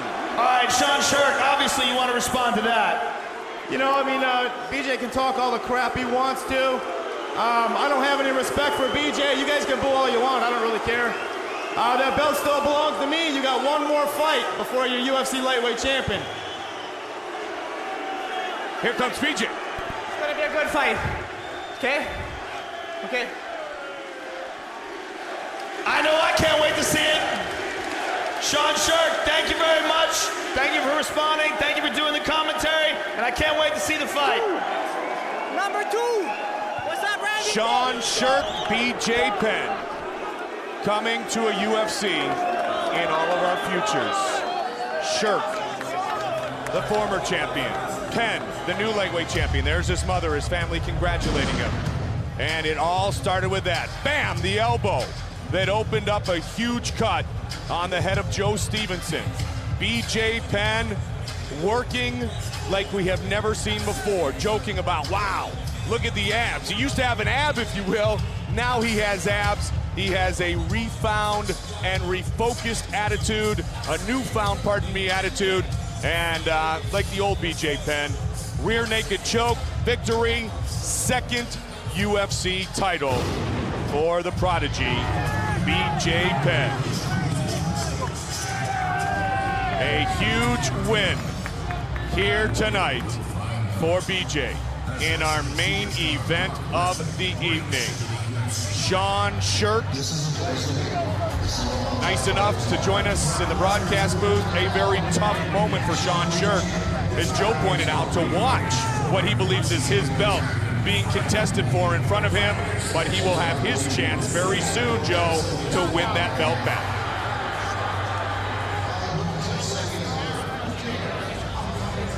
Very frustrated by the fact that he lost his title and did not lose it in the octagon, and he's very frustrated to hear BJ Penn being called out as the lightweight champion of the world. He hasn't lost, and in his eyes, this is all just a big cluster. It looks, as you look in his eyes, like he's ready to go right now. Well, I mean, BJ told him he was dead. That's not a nice thing to hear.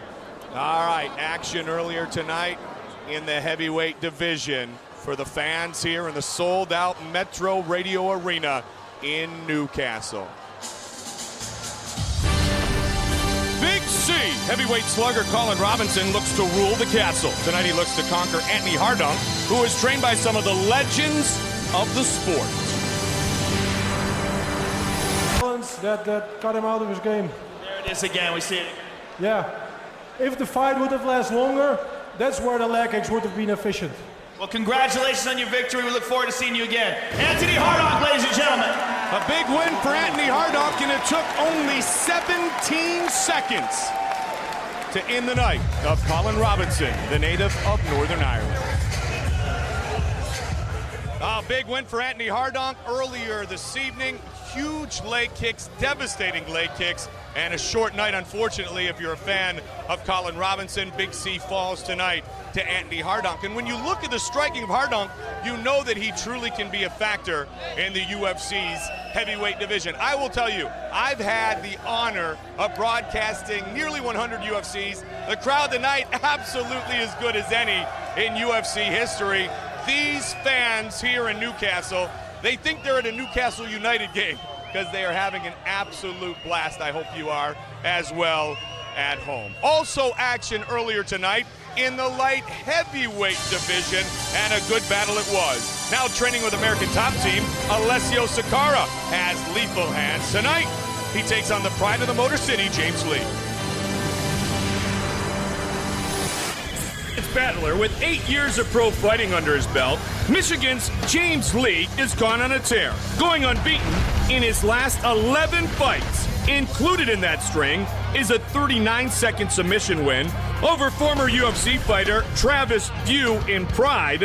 And next up for the 34-year-old submission master is his long-awaited UFC debut against Alessio Sakara. I'm excited to make my debut here at UFC 80. I'm going to leave my soul in the cage and put it down for the fans and come out with a win. Italy's Alessio Sakara is one of the hardest-hitting light heavyweights on the planet. But tonight, he is at the crossroads of his career as he is set to face UFC newcomer James Lee. And he knows that nothing less than a spectacular victory will do. The 26-year-old Legionarius has shown that he has what it takes to succeed at the elite level in his dominating wins over Elvis Sinasek and Victor Valimaki. And in order to stay in the 205-pound mix, he has to deliver a furious octagon welcome to James Lee here tonight.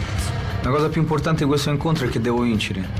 I don't know if I'm going to win by knockouts or top out, but I know I'm faster and stronger than he is, so I'm going to win anyway.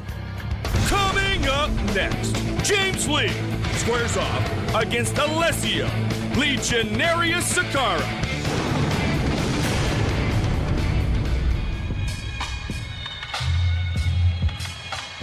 From the Motor City, Detroit, Michigan, James Lee, 25 wins in his mixed martial arts career, and finally gets the opportunity to make his UFC debut. He is very motivated by this opportunity. Had a win over Travis View in Pride, and then he kind of got lost in the shuffle to a certain degree, Joe.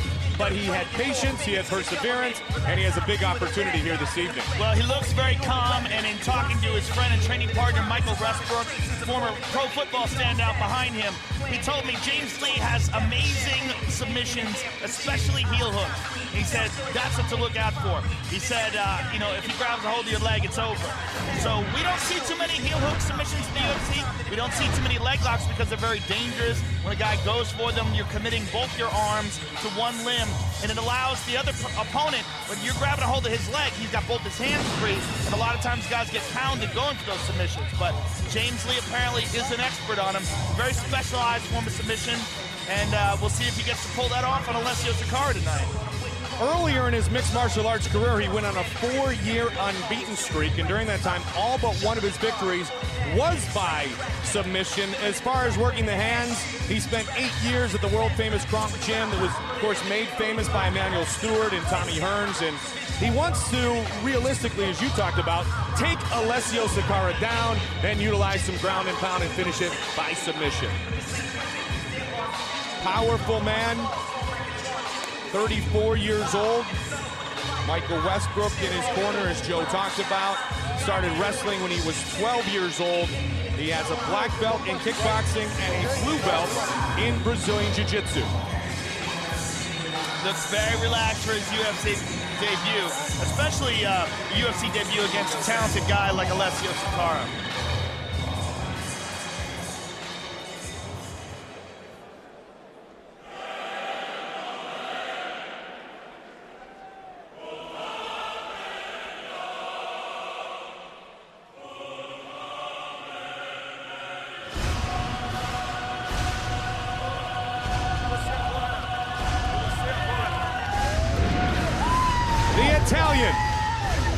Alessio Sakara, now training with American Top Team.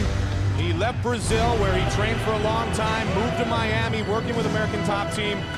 Literally left Rome for Brazil at age 20, worked down in Brazil, worked on his jiu-jitsu, and now really working on his overall game with, as you've talked about before, one of the best camps in the world. I think it's the best now. You know, at this point in time, I mean, that camp just keeps growing. Now they have, you know, Marcelo Garcia, you know, Juan Carnero. There's so many guys down there. And Alessio Sakara realizing that he's got some holes in his game. You know, he's had some losses, the loss to Drew McFedries, the loss to Houston Alexander.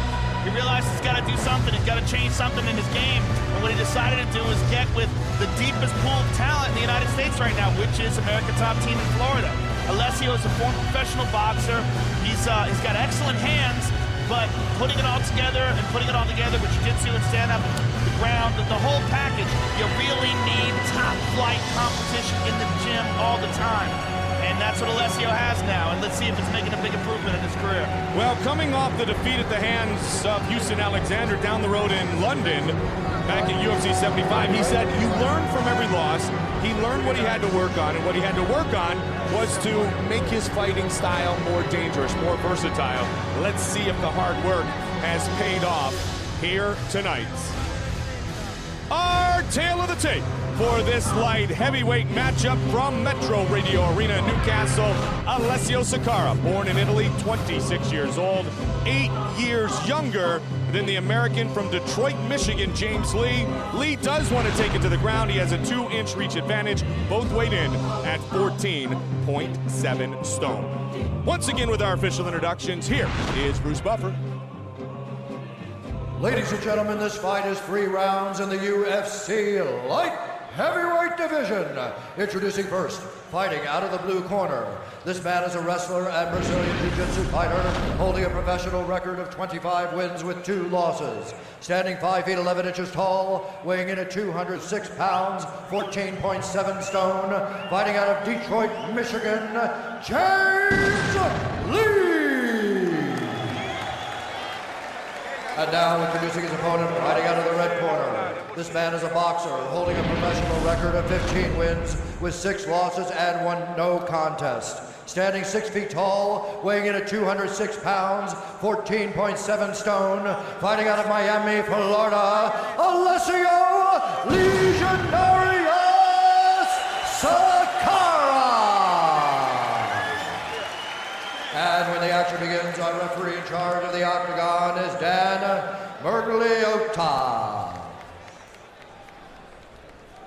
Dan Mergliotta, our referee. Alessio Sakara, in desperate need of a victory, will try to take advantage of the newcomer, James Lee. We are underway. Lee in the red trunks, comes out southpaw. James Lee looks so relaxed. I can't remember the last time a guy's facing a tough guy like Alessio Sakara in his UFC debut, and he looks so calm. I don't even know what to say on the color of Sakara's shorts. They're pretty crazy. There's a lot of action going on. Yeah, there is. Too much, almost. That's nice. Sakara looks solid. James Lee, great takedown attempt, really attacking that leg. Wow. You want to talk about going after it and staying after it. Yeah, I mean, really determined to bring this fight to the ground. Joe, and that's one thing that has been talked about with really great wrestlers, and Lee's a good wrestler. He's not world class like some of our other men that have competed, but when wrestlers go for a takedown, they continue to go after it, and that's what Lee did there. Yeah, absolutely. I mean, immediately getting Sakara to the ground. Sakara just jumped right back up. Nice. So now we know what happens if he leaves a little space. I don't think Lee wants to trade hands at all with Alessio Sakara. And Sakara moving very well. Lee takes a head kick. Lee got up with kind of a grimace on his face there, Joe. Well, he could have been upset with the fact that they let him up. Might have been just that. He's got him down again. I mean, immediately takes him down. But Sakara's been obviously working on his takedown defense and his ability to stand back up. Well, not only, Joe, do you know that he needed to work on that part of his game. Oh, James Lee's in trouble. But this fight is over. It is all over. He knew he had to work on that part of his game. He did, and it pays off with a quick finish. It's over. Mergliotta says the fight is over. Alessio Sakara the victor. James Lee says he's fine. Those hammer fists, he just got cracked coming in. Alessio Sakara looked fantastic. I'll tell you what looked great. He got taken down. He got taken down twice, but he got back up immediately twice. And, you know, James Lee was really controlling him very well, but Sakara just really relentless in his... This is where the end of the fight is. See, Lee has got a hold of that leg, and Sakara just lands a couple of hammer fists to the side of the ear of James Lee. Very, very impressed with his ability to get back up. This stoppage defines a fighter not intelligently defending himself, because he's just taking the shots, Joe. Yes. His hands are spread out here. He didn't have his hands tight. He was taking every bit of force. It didn't look like much, but you know, it's enough to stop it. No question. James Lee defeated in his long-awaited UFC debut. With the official decision, here's Bruce Buffer. Ladies and gentlemen, referee Dan Mergliotta has called a stop to this contest at 1 minute 30 seconds of the very first round, declaring the winner by TKO, Alessio Legionarius Sakara. Sakara will visit with Joe Rogan. All right, I'm here with Legionarius Alessio Sakara. First of all, congratulations. You look fantastic in your ability to get up off the ground. Is that something you've been working on a lot lately? So thank you very much for my technique, but I'm working so much in America top team. I love you to this team. Every time I more better in the fight. Now, this big change with moving to American top team, you think that this is really going to take your game to the next level? So I want to cut 185. And I promise for my fans that in the future I'm the best fighter in 185. Okay, take a look at the big screen and talk us through some of this action here, Alessio.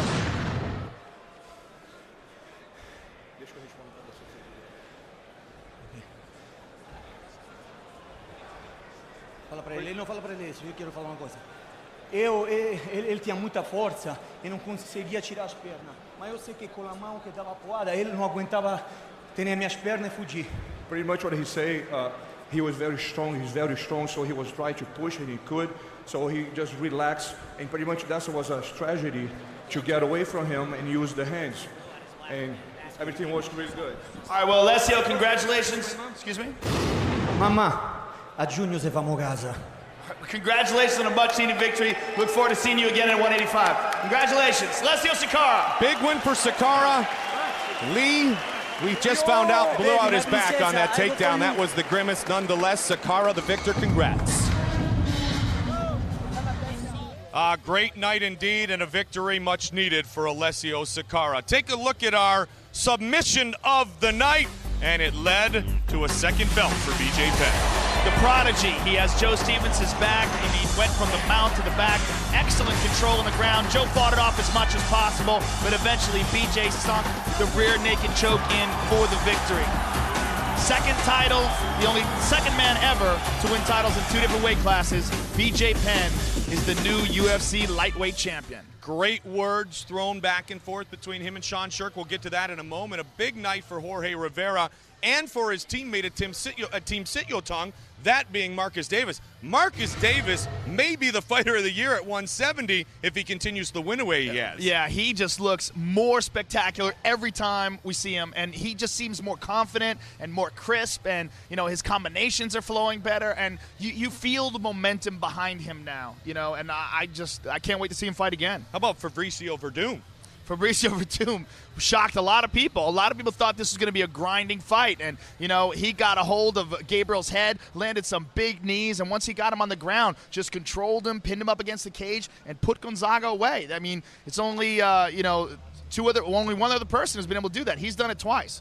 Big win for Wilson Govea with the left hook. Dan Lambert from American Top Team just was like, whoa. Thank goodness that happened. Huge relief, because it looked like we were just saying that he was getting ragdolled, and Dana White was over there talking to someone saying, man, Jason Lambert's too strong for him. And Wilson Govea answered all that with a big left hook.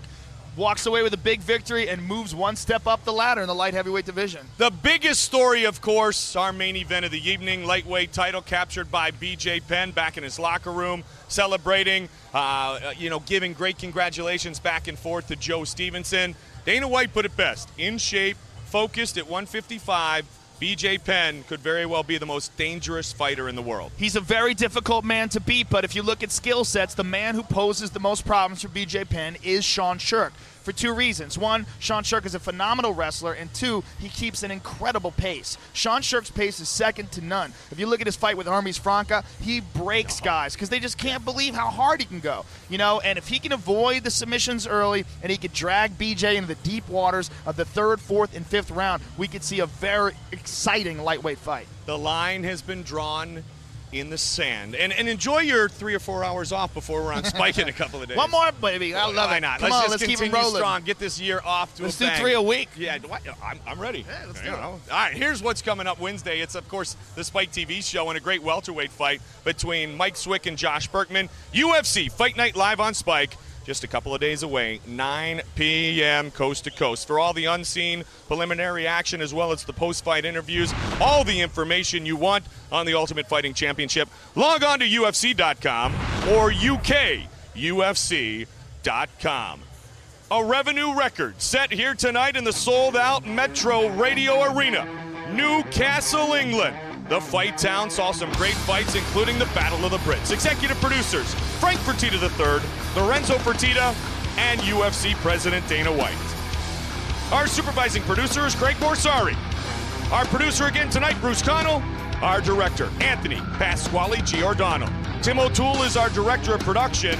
Our crew did a great job, led by Alan Connell, to bring this show over the pond to you here in England. Joe Silva loved what he saw, especially from Wilson Govea, and the fans were dynamic, they were excited, and they saw a great show. Marcus Davis on a meteoric rise up the welterweight ladder. 11 straight wins for Davis. Fabricio Verdum taking on former heavyweight contender for the title, Gabriel Gonzaga. Damaging leg kicks in the first round, but then Verdum with knees, punches, and a finish wins what is his first fight inside the octagon. Then the main event, Joe Daddy and the Prodigy.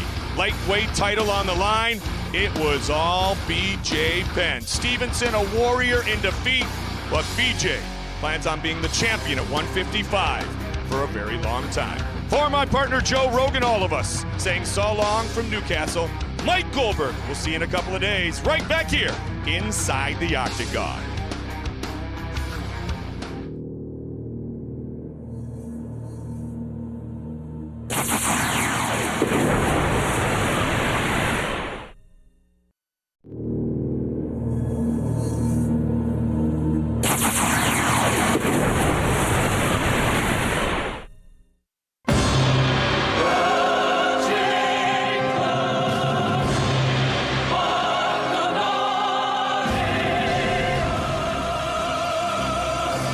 Hjärtligt välkomna till Metro Radio Arena, Newcastle, England, och det är en stor dag för oss svenska MMA-fans. Per Eklund, första svensken här igen i UFC.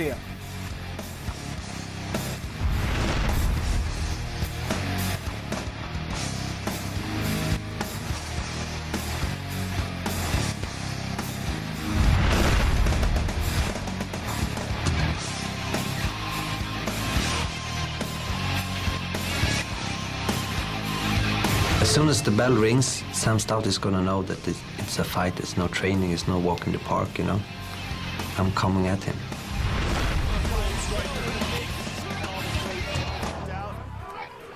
Wasn't affected by the bright lights of the UFC.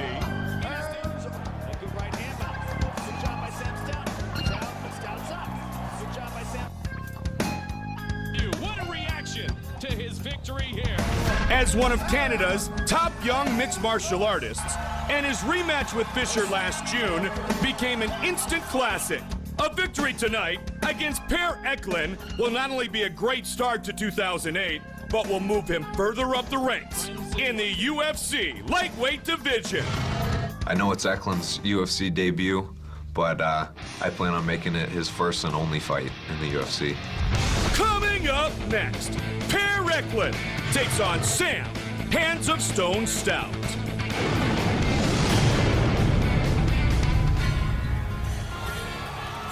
Här är han, våran man i oktagonen, Per Eklund.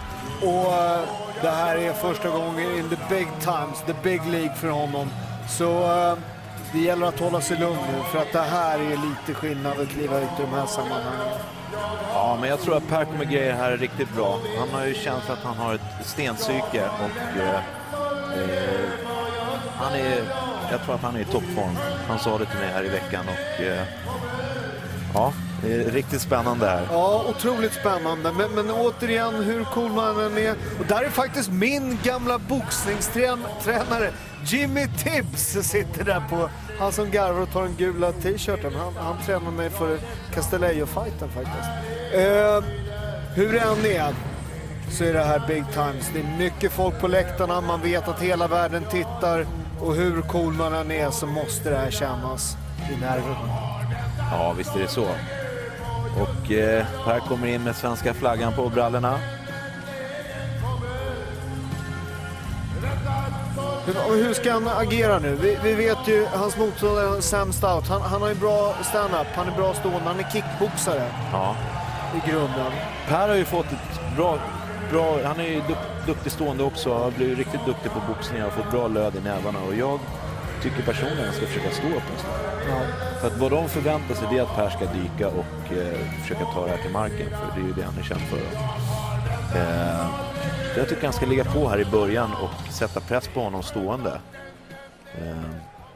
Precis, alltså Per Eklund är ju bra på marken och det är väl det de har tränat på, att inte bli kastad antagligen. Ja. Sen jag tror att de underskattar honom lite sådär, ja det är svenskt, det här är som jag sa, där är hans debut och det kommer vara hans sista fight i UFC och sånt här snack har det varit innan då.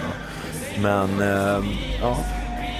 Det här är ju också en kille de satsar på, så att Per är ju utmanaren här. Så att blir det domslut så gäller det att vinna klart. Va? Ja, det gäller, det här finns inget att vänta på. Utan det gäller att göra en riktigt bra show, sätta press från början här och ta alla poäng som går att ta. Precis. No prisoners, inga fångar, utan det är bara att köra hårt från början här. Du ser här, Sam ser ju riktigt vältränad ut. Ja, han är hårdslående, bra stående, tuff som attan. Men hur än är, Per kan ta en smäll. Han har ju faktiskt gjort en proffsfight och vunnit den i boxning. Så att han är ingen duvunge heller stående, Per. Nej. Det här ska bli otroligt spännande. Det sitter nog många här i Sverige och sitter laddade som tusan och väntar på matchen här. Ja, det vore ju kul för svensk MMA också att få en stjärna på internationell nivå och sådär. Ja. Sam ser riktigt taggad ut här också. Ja, men det är en grej jag brukar alltid göra när jag fightades. Känna av ringen. Att på ett konstigt sätt när man är nervös och sånt där, när man kommer in i ringen så är det bra att känna av hela liksom, miljön man ska vara i. Här ser riktigt fokuserad ut här. Spänner bricken i Sam. Här, tail of the tape. Per är 1,80, bägge väger 70 kilo, Sam Stout lite kortare, 1,75. Sam är lite yngre, 23, och Per är 27. Så att viss skillnad i räckvidd är det. Per är längre då, i alla fall på pappret. Det är inte alltid de där stämmer. Nej. Introducing first, fighting out of the blue corner. This man is a boxer and jiu-jitsu fighter, holding a professional record of 14 wins with 2 losses and 1 draw. Standing 5 feet 10 inches tall, weighing in at 155 pounds, 11.1 stone, fighting out of Stockholm, Sweden, Per Eklund! And now introducing his opponent, fighting out of the red corner.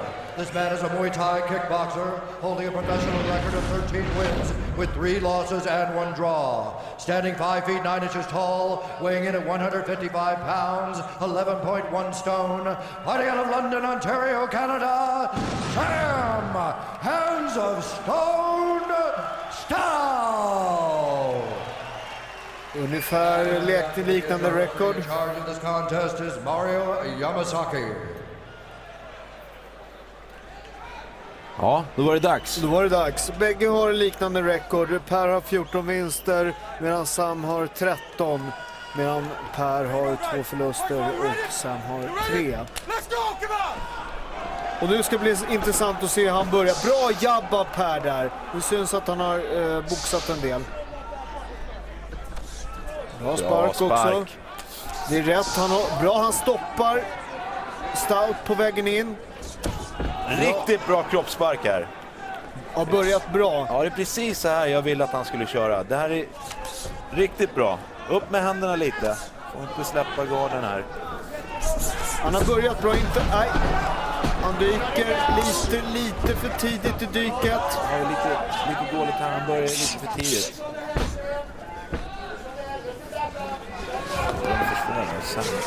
Ja, han ser svårkastad ut, Sam Stout. Men det här är inget större problem för Per. Det här gillar han lite gröt sådär. Men han vill ju i det här läget ta det till marken. Ja, precis. Han sa tidigare, det spelar ingen roll för han kan... Bra knä! Bra Per! Riktigt bra. Han har börjat bra här nu Per. Han har satt sig lite respekt. Ja. Bra jabb. Ska fortsätta jobba jabben där och den här kroppssparken är inte helt fel heller. Jag tycker han ser avslappnad ut också i axlarna. Sam Stout ser mycket mer spänd ut i axlarna. Ja, han funderar nog nu, vad fan, shit, jag hade inte planerat att han skulle... Nej, det var inget, han skjuter lite för långt ifrån. Bra försvarare. Ja, det är ju svårt det där med de tar spjärn mot aktovanen sådär och är bra på att inte bli kastade. Aj, farligt läge att bli sparkad i huvudet. Jag tycker han ska fortsätta, han ska försöka hålla stående en stund till. Jag tycker att han är bättre stående än Sam Stout. Om du kollar hans slagserie Stout så har han bara slagit med armarna. Han drar iväg, det är ju långa serier men det är bara arm. Nej, det där är för tydligt av Per nu. Men nu har han hamnat ett bättre... Det här... Ja, han släppte, han jobbade ner, satte sig ner i gard här. Och ja, det här är ju Pers område, eller ska vara i varje fall. Ja, här är han ju känd att bra. Här försöker han... Han vill inte ner med Per där, för han vet hur bra Per är på marken. Men om du tittar på han träffar ju inte slagen här sen. Per har ju träffat mycket bättre. Han satte bra knä, bra kroppsspark. Här försöker han på... Ja, han har riktigt bra försvar. Det här är riktigt bra, pressa ner huvudet. Ja, det är ju så när man dyker på benen att man ska styra nacken.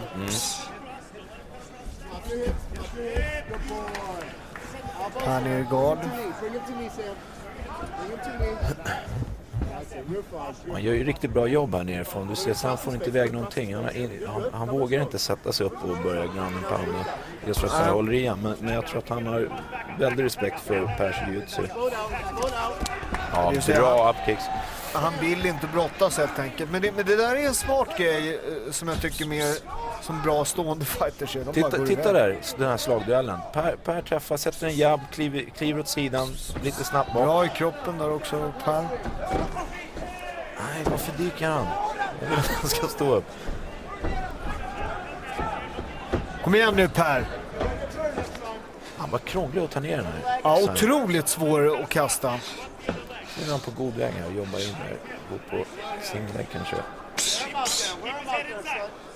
Så det här tar ju väldigt energi för Per och jobba när man inte får ner dem riktigt. Han spenderar mest energi här. Han är jäkligt bra på att inte bli kastad alltså. Per är... Oj, snyggt. Oj. Där åkte Per på...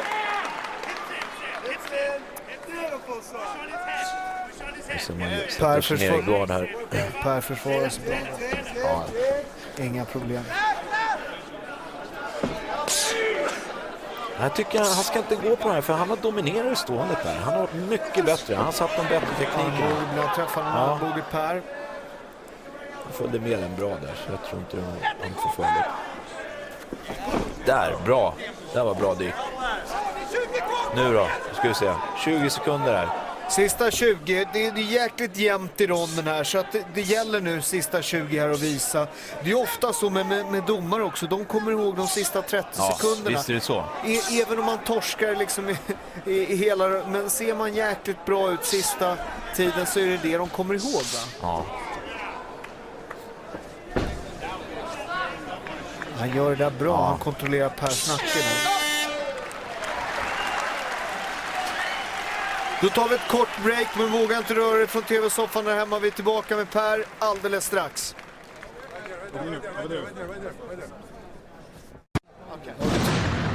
Så var vi tillbaka. Här har vi lite slow motion-bilder från rond 1. Vem vann rond 1, Ian?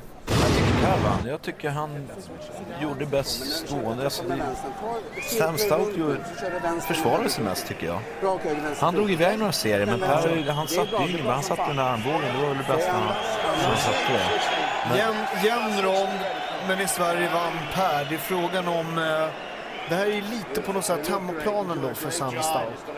Ja, det är ju den killen. Han är väl den... Han har satsat på. Det är jag helt övertygad om. Men i min bok så vann Per. Men jag vet inte om han är lite partisk här. Men jag tycker... Nej, min bok också. Jag tycker inte han satte sina slag och spark. Per satte några riktigt bra sparkar, några bra knän, några bra slag. Han pussar hon till mig. Jag är gift. Inte om. Nej, precis. Kom igen nu, Per. Och inte mer nu. Jag tycker det var skitbra när han stod upp. Han har mycket träff. Titta, han slår bara i luften. Han vågar inte riktigt kliva in i Pers tunga arsenal där. Grejen är så, han tänker hela tiden på att Per ska ta ner honom. Ja. Och det är ju det hans sparkar överdrag är. Igen. För han måste... Han vågar inte släppa loss med händerna riktigt för att han är rädd. Du ser att Per dyker så fort han slår. Nu har han... Bra läge. Oj, vad snyggt. Han rullar på knivar. Men Per är för slick på marken för att han ska gå på det där. Men det var riktigt snyggt gjort av sen. Det var riktigt snyggt. Han fick en lite långt upp här. Så man kan jobba upp lite här, Per. Upp på strypning där. Det var nära att han kom upp där, Per. Jättenära. Armbåge. Bra slag. Det där tycker jag också är bra, Per. Att jobba underifrån, att slå tillbaka. Ja. Där sparkar jag. Tycker han börjar bra, Per. Ja. Nu känns som han har kommit med lite i matchen här sen och blivit lite modare. Men han vågar inte riktigt. Kolla, han vågar inte riktigt med slagen. Du ser de här stora svingarna som kommer. Det är ju lite från han satt lite i hjärnspöken i hans huvud här, så jag tror att han vågar inte släppa loss riktigt. Jag tycker även med sparkarna Per jobbar mycket. Oj, vad nära! Nästan i huvudet! Rakt i kolan på sitta. Ja, det var en riktig krokhoppklass på den där. Det gick lite för högt. Det är bra, Per, men det hade man inte räknat med. Han sparkar liksom i kroppen. Bra, får inte ner huvudet. Han kommer bli trött av det här, Per. Han ska inte, det tar sån energi att kliva upp och ner hela tiden. Ja, men jag tycker det där liksom... Han ser trött ut, Per. Ja. Det är inte bra det här. Nej, och det är inte heller... Aj, han på att bli sparkad i huvudet på vägen ner. Det här ger ju Sam energi. Du ser, han har ställt upp nu. Burar publiken. Nej, han får inte visa Per att han är trött på det sättet. Oj, bra. För han har ju...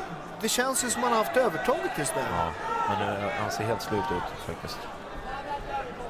Helt djupa andetag. Fan, kom igen Per nu! Det är halva fighten. Ja. Men å andra sidan, han ser inte ut att göra så jäkla mycket heller. Så jag undrar om han är trött av det här. Ja, det kommer ner. Stå kvar nu, för det är för jobbigt när man missar de här skjuten och kliva upp igen, upp och ner. Ja, du tar enorm kraft där och satsa och bara all kraft och dyka. Ja, bra. För det är bra. Nu ska vi se om han har kraft här för att köra igång lite ground and pound. Det ska bli intressant att se vad Sam Stout har att erbjuda från Kom igen nu Per, jobba här nu. Han är för trött. Grejen är att de kommer ställa upp om man inte gör någonting här, så kommer domaren Mario ställa honom. Ja, men det är här, bra Per, bra! Kom igen runt. Nej. Där. Ja, där. Snyggt. Snyggt. Så man kan gå mot ta rygg dig! Han är varm med mig! Oj. Det är så nära! Res upp Per, kom igen nu! Det där är inte bra, den där resningen han gör där. Oj. Han är nära. Han blir inte träffad alltså. Han är hal, Per. Oj, det här är bra.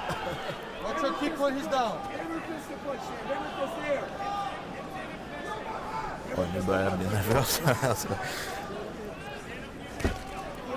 Han måste vara aktiv nerifrån alltså. Annars kommer han få sånt självförtroende. Så. Det är bra nu. Ja. Man får sparka upp men inte ner. Nej, precis. Där blev han träffad hårt. Jag tog inte. Han gör nog under det. Hans flås andas. Jag tycker han är helt värdelös på händerna sämst. Det är bara luftslag. Ja. Bra spark av Per. Jag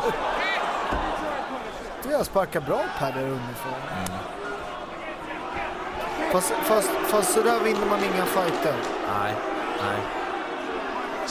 5 sekunder. Och hur den är de där lårkickarna, alltså det tar ju, man får lårkakor av det där och det... Ja, jag vet inte om de kommer göra någon skillnad, men jag tror att Per är väl mer avslappnad på marken. Jag kan tänka mig därför han försöker göra de här nedtagen. Han är trött, han vilar när han ligger på rygg på marken. Kanske stor anspänning och håller i stående. Men ja, det här är nära alltså. Ja, nära armbar. Det var verkligen otur. Ja. Men det är ju så, man är lite för trött, de är svettiga, det är mycket som spelar in. Han ser riktigt trött här. Kontrar med rak höger, vi kommer få ner den här ronden, han börjar bli fett trött hela tiden. Här. All right, you look great. You look great. You're shutting him down. Fett trött, jag håller inte med där hörn. Men det är klart att de ska säga det för pappa. Rent taktiskt, Per, så ska han hålla det här stående. Han vinner stående. Ja. Men jag tror att han har hajat det själv på något sätt. Det är ju så att man är inställd på en taktik då. Man har en matchbild hur en fight ska gå. Så blir det inte så. Utan kom igen nu Per, ge han för Guds skull. Nej.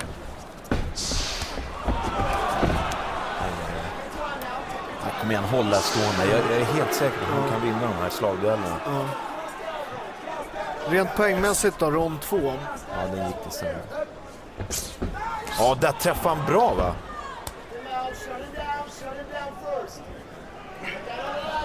Men det här tar otrolig energi. Ja, om man inte får ner han spänner hela kroppen där. Det är liksom, det är bättre att vänta på ett läge.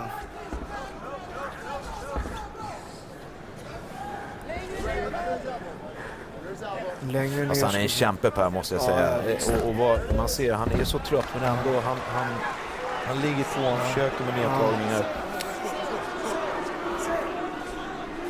Det är också problemet med det där är att lägga sig ner, att det är också proffsfighting är också showbusiness alltså.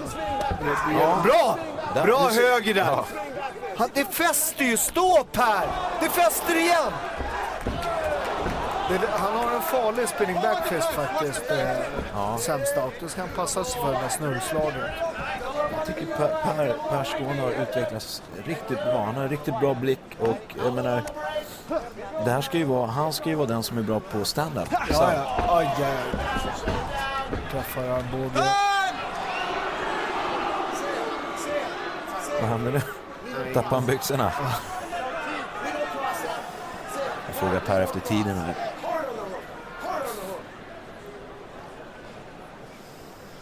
Det är svårt att ladda om när man är så här trött och det finns ingen kraft kvar liksom. Kan man hitta det någonstans? Alltså det är ju lite sådär med fighter att de kan vända. Ja. Alltså en bra jabb där. Titta! Ja. Boxa mera Per! Inte ner! Jag tycker det ser ut som att han har mer ork stående. När han står upp så det är liksom han slår, han jabbar, han är ju snabbare än honom. Han gör ju bättre tekniker. Det är ju mindre jobbigt att boxa så stående. Brottning tar mer, man måste använda hela kroppen.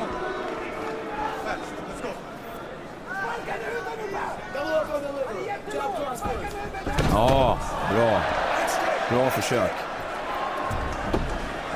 Det här är också bra när båda börjar bli trötta, sparka högt. När händerna börjar sjunka ner lite. Man orkar inte slå överhuvudtaget.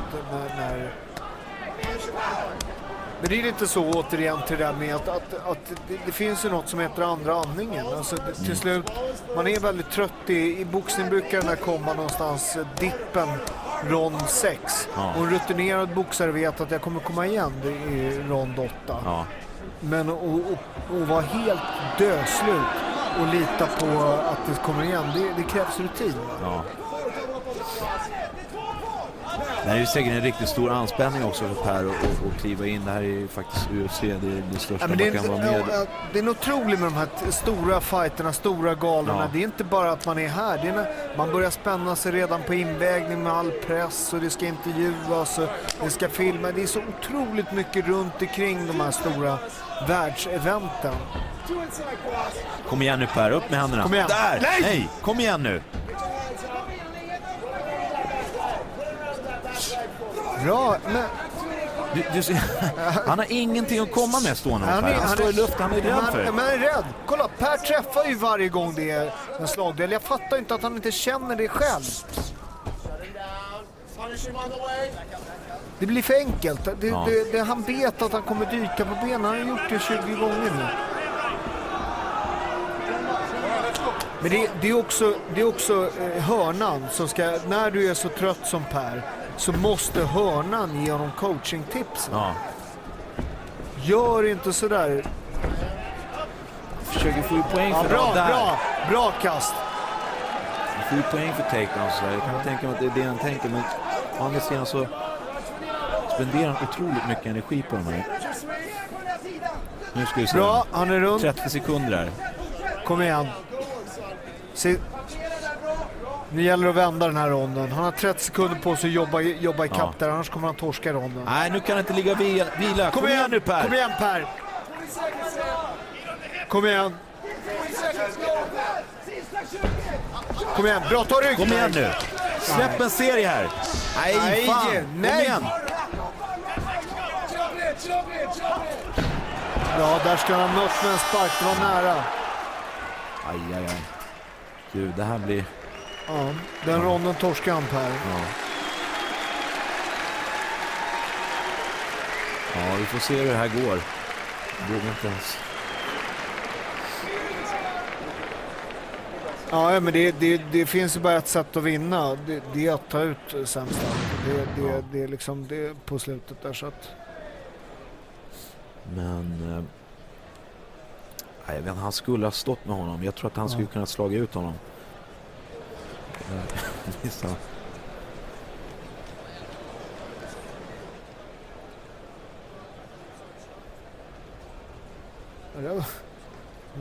Cykelsparkarna var ganska bra faktiskt.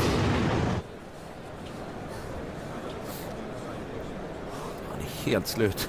Ja.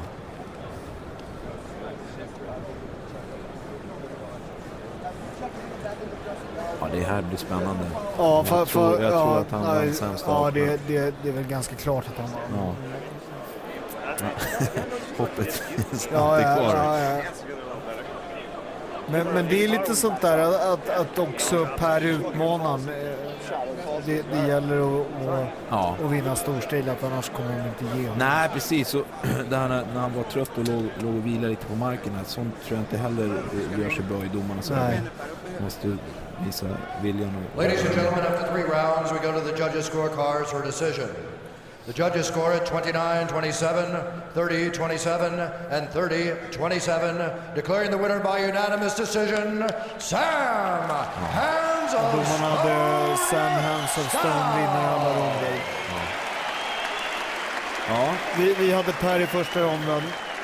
Ja, det var helt... All right, I'm here with a very happy Sam Stout, an ever-improving Sam Stout. Very smooth tonight, fantastic takedown defense. You got to be happy with your performance. Yeah, you know, anytime you come out with a win, you got to be happy, right? Let's take a look at the big screen and talk us through some of the action here. This is one of the times he took me down and put me on my back. It didn't happen too many times, but when I got here, my game plan was to get back to my feet. You know, pop that guard open and pull out, protect my arms, not get caught in anything stupid. Here, try to get him split open with an elbow. It didn't work out for me. You know, just trying to work from wherever I can. Well, like I said, ever improving. Every time we see you, you look better. 23 years old, very bright future ahead of you. We look forward to seeing you again. Sam Stout, ladies and gentlemen. Thanks, Joe. I just want to thank all the boys in Vegas, Gray Maynard, Tyson Griffin, Mike Pyle, everybody at Team Tompkins, and my coach, Sean Tompkins. He's the man. I couldn't do anything without him. Sam. Woo! Yeah, Team Tompkins, North County Fight Club. Yeah.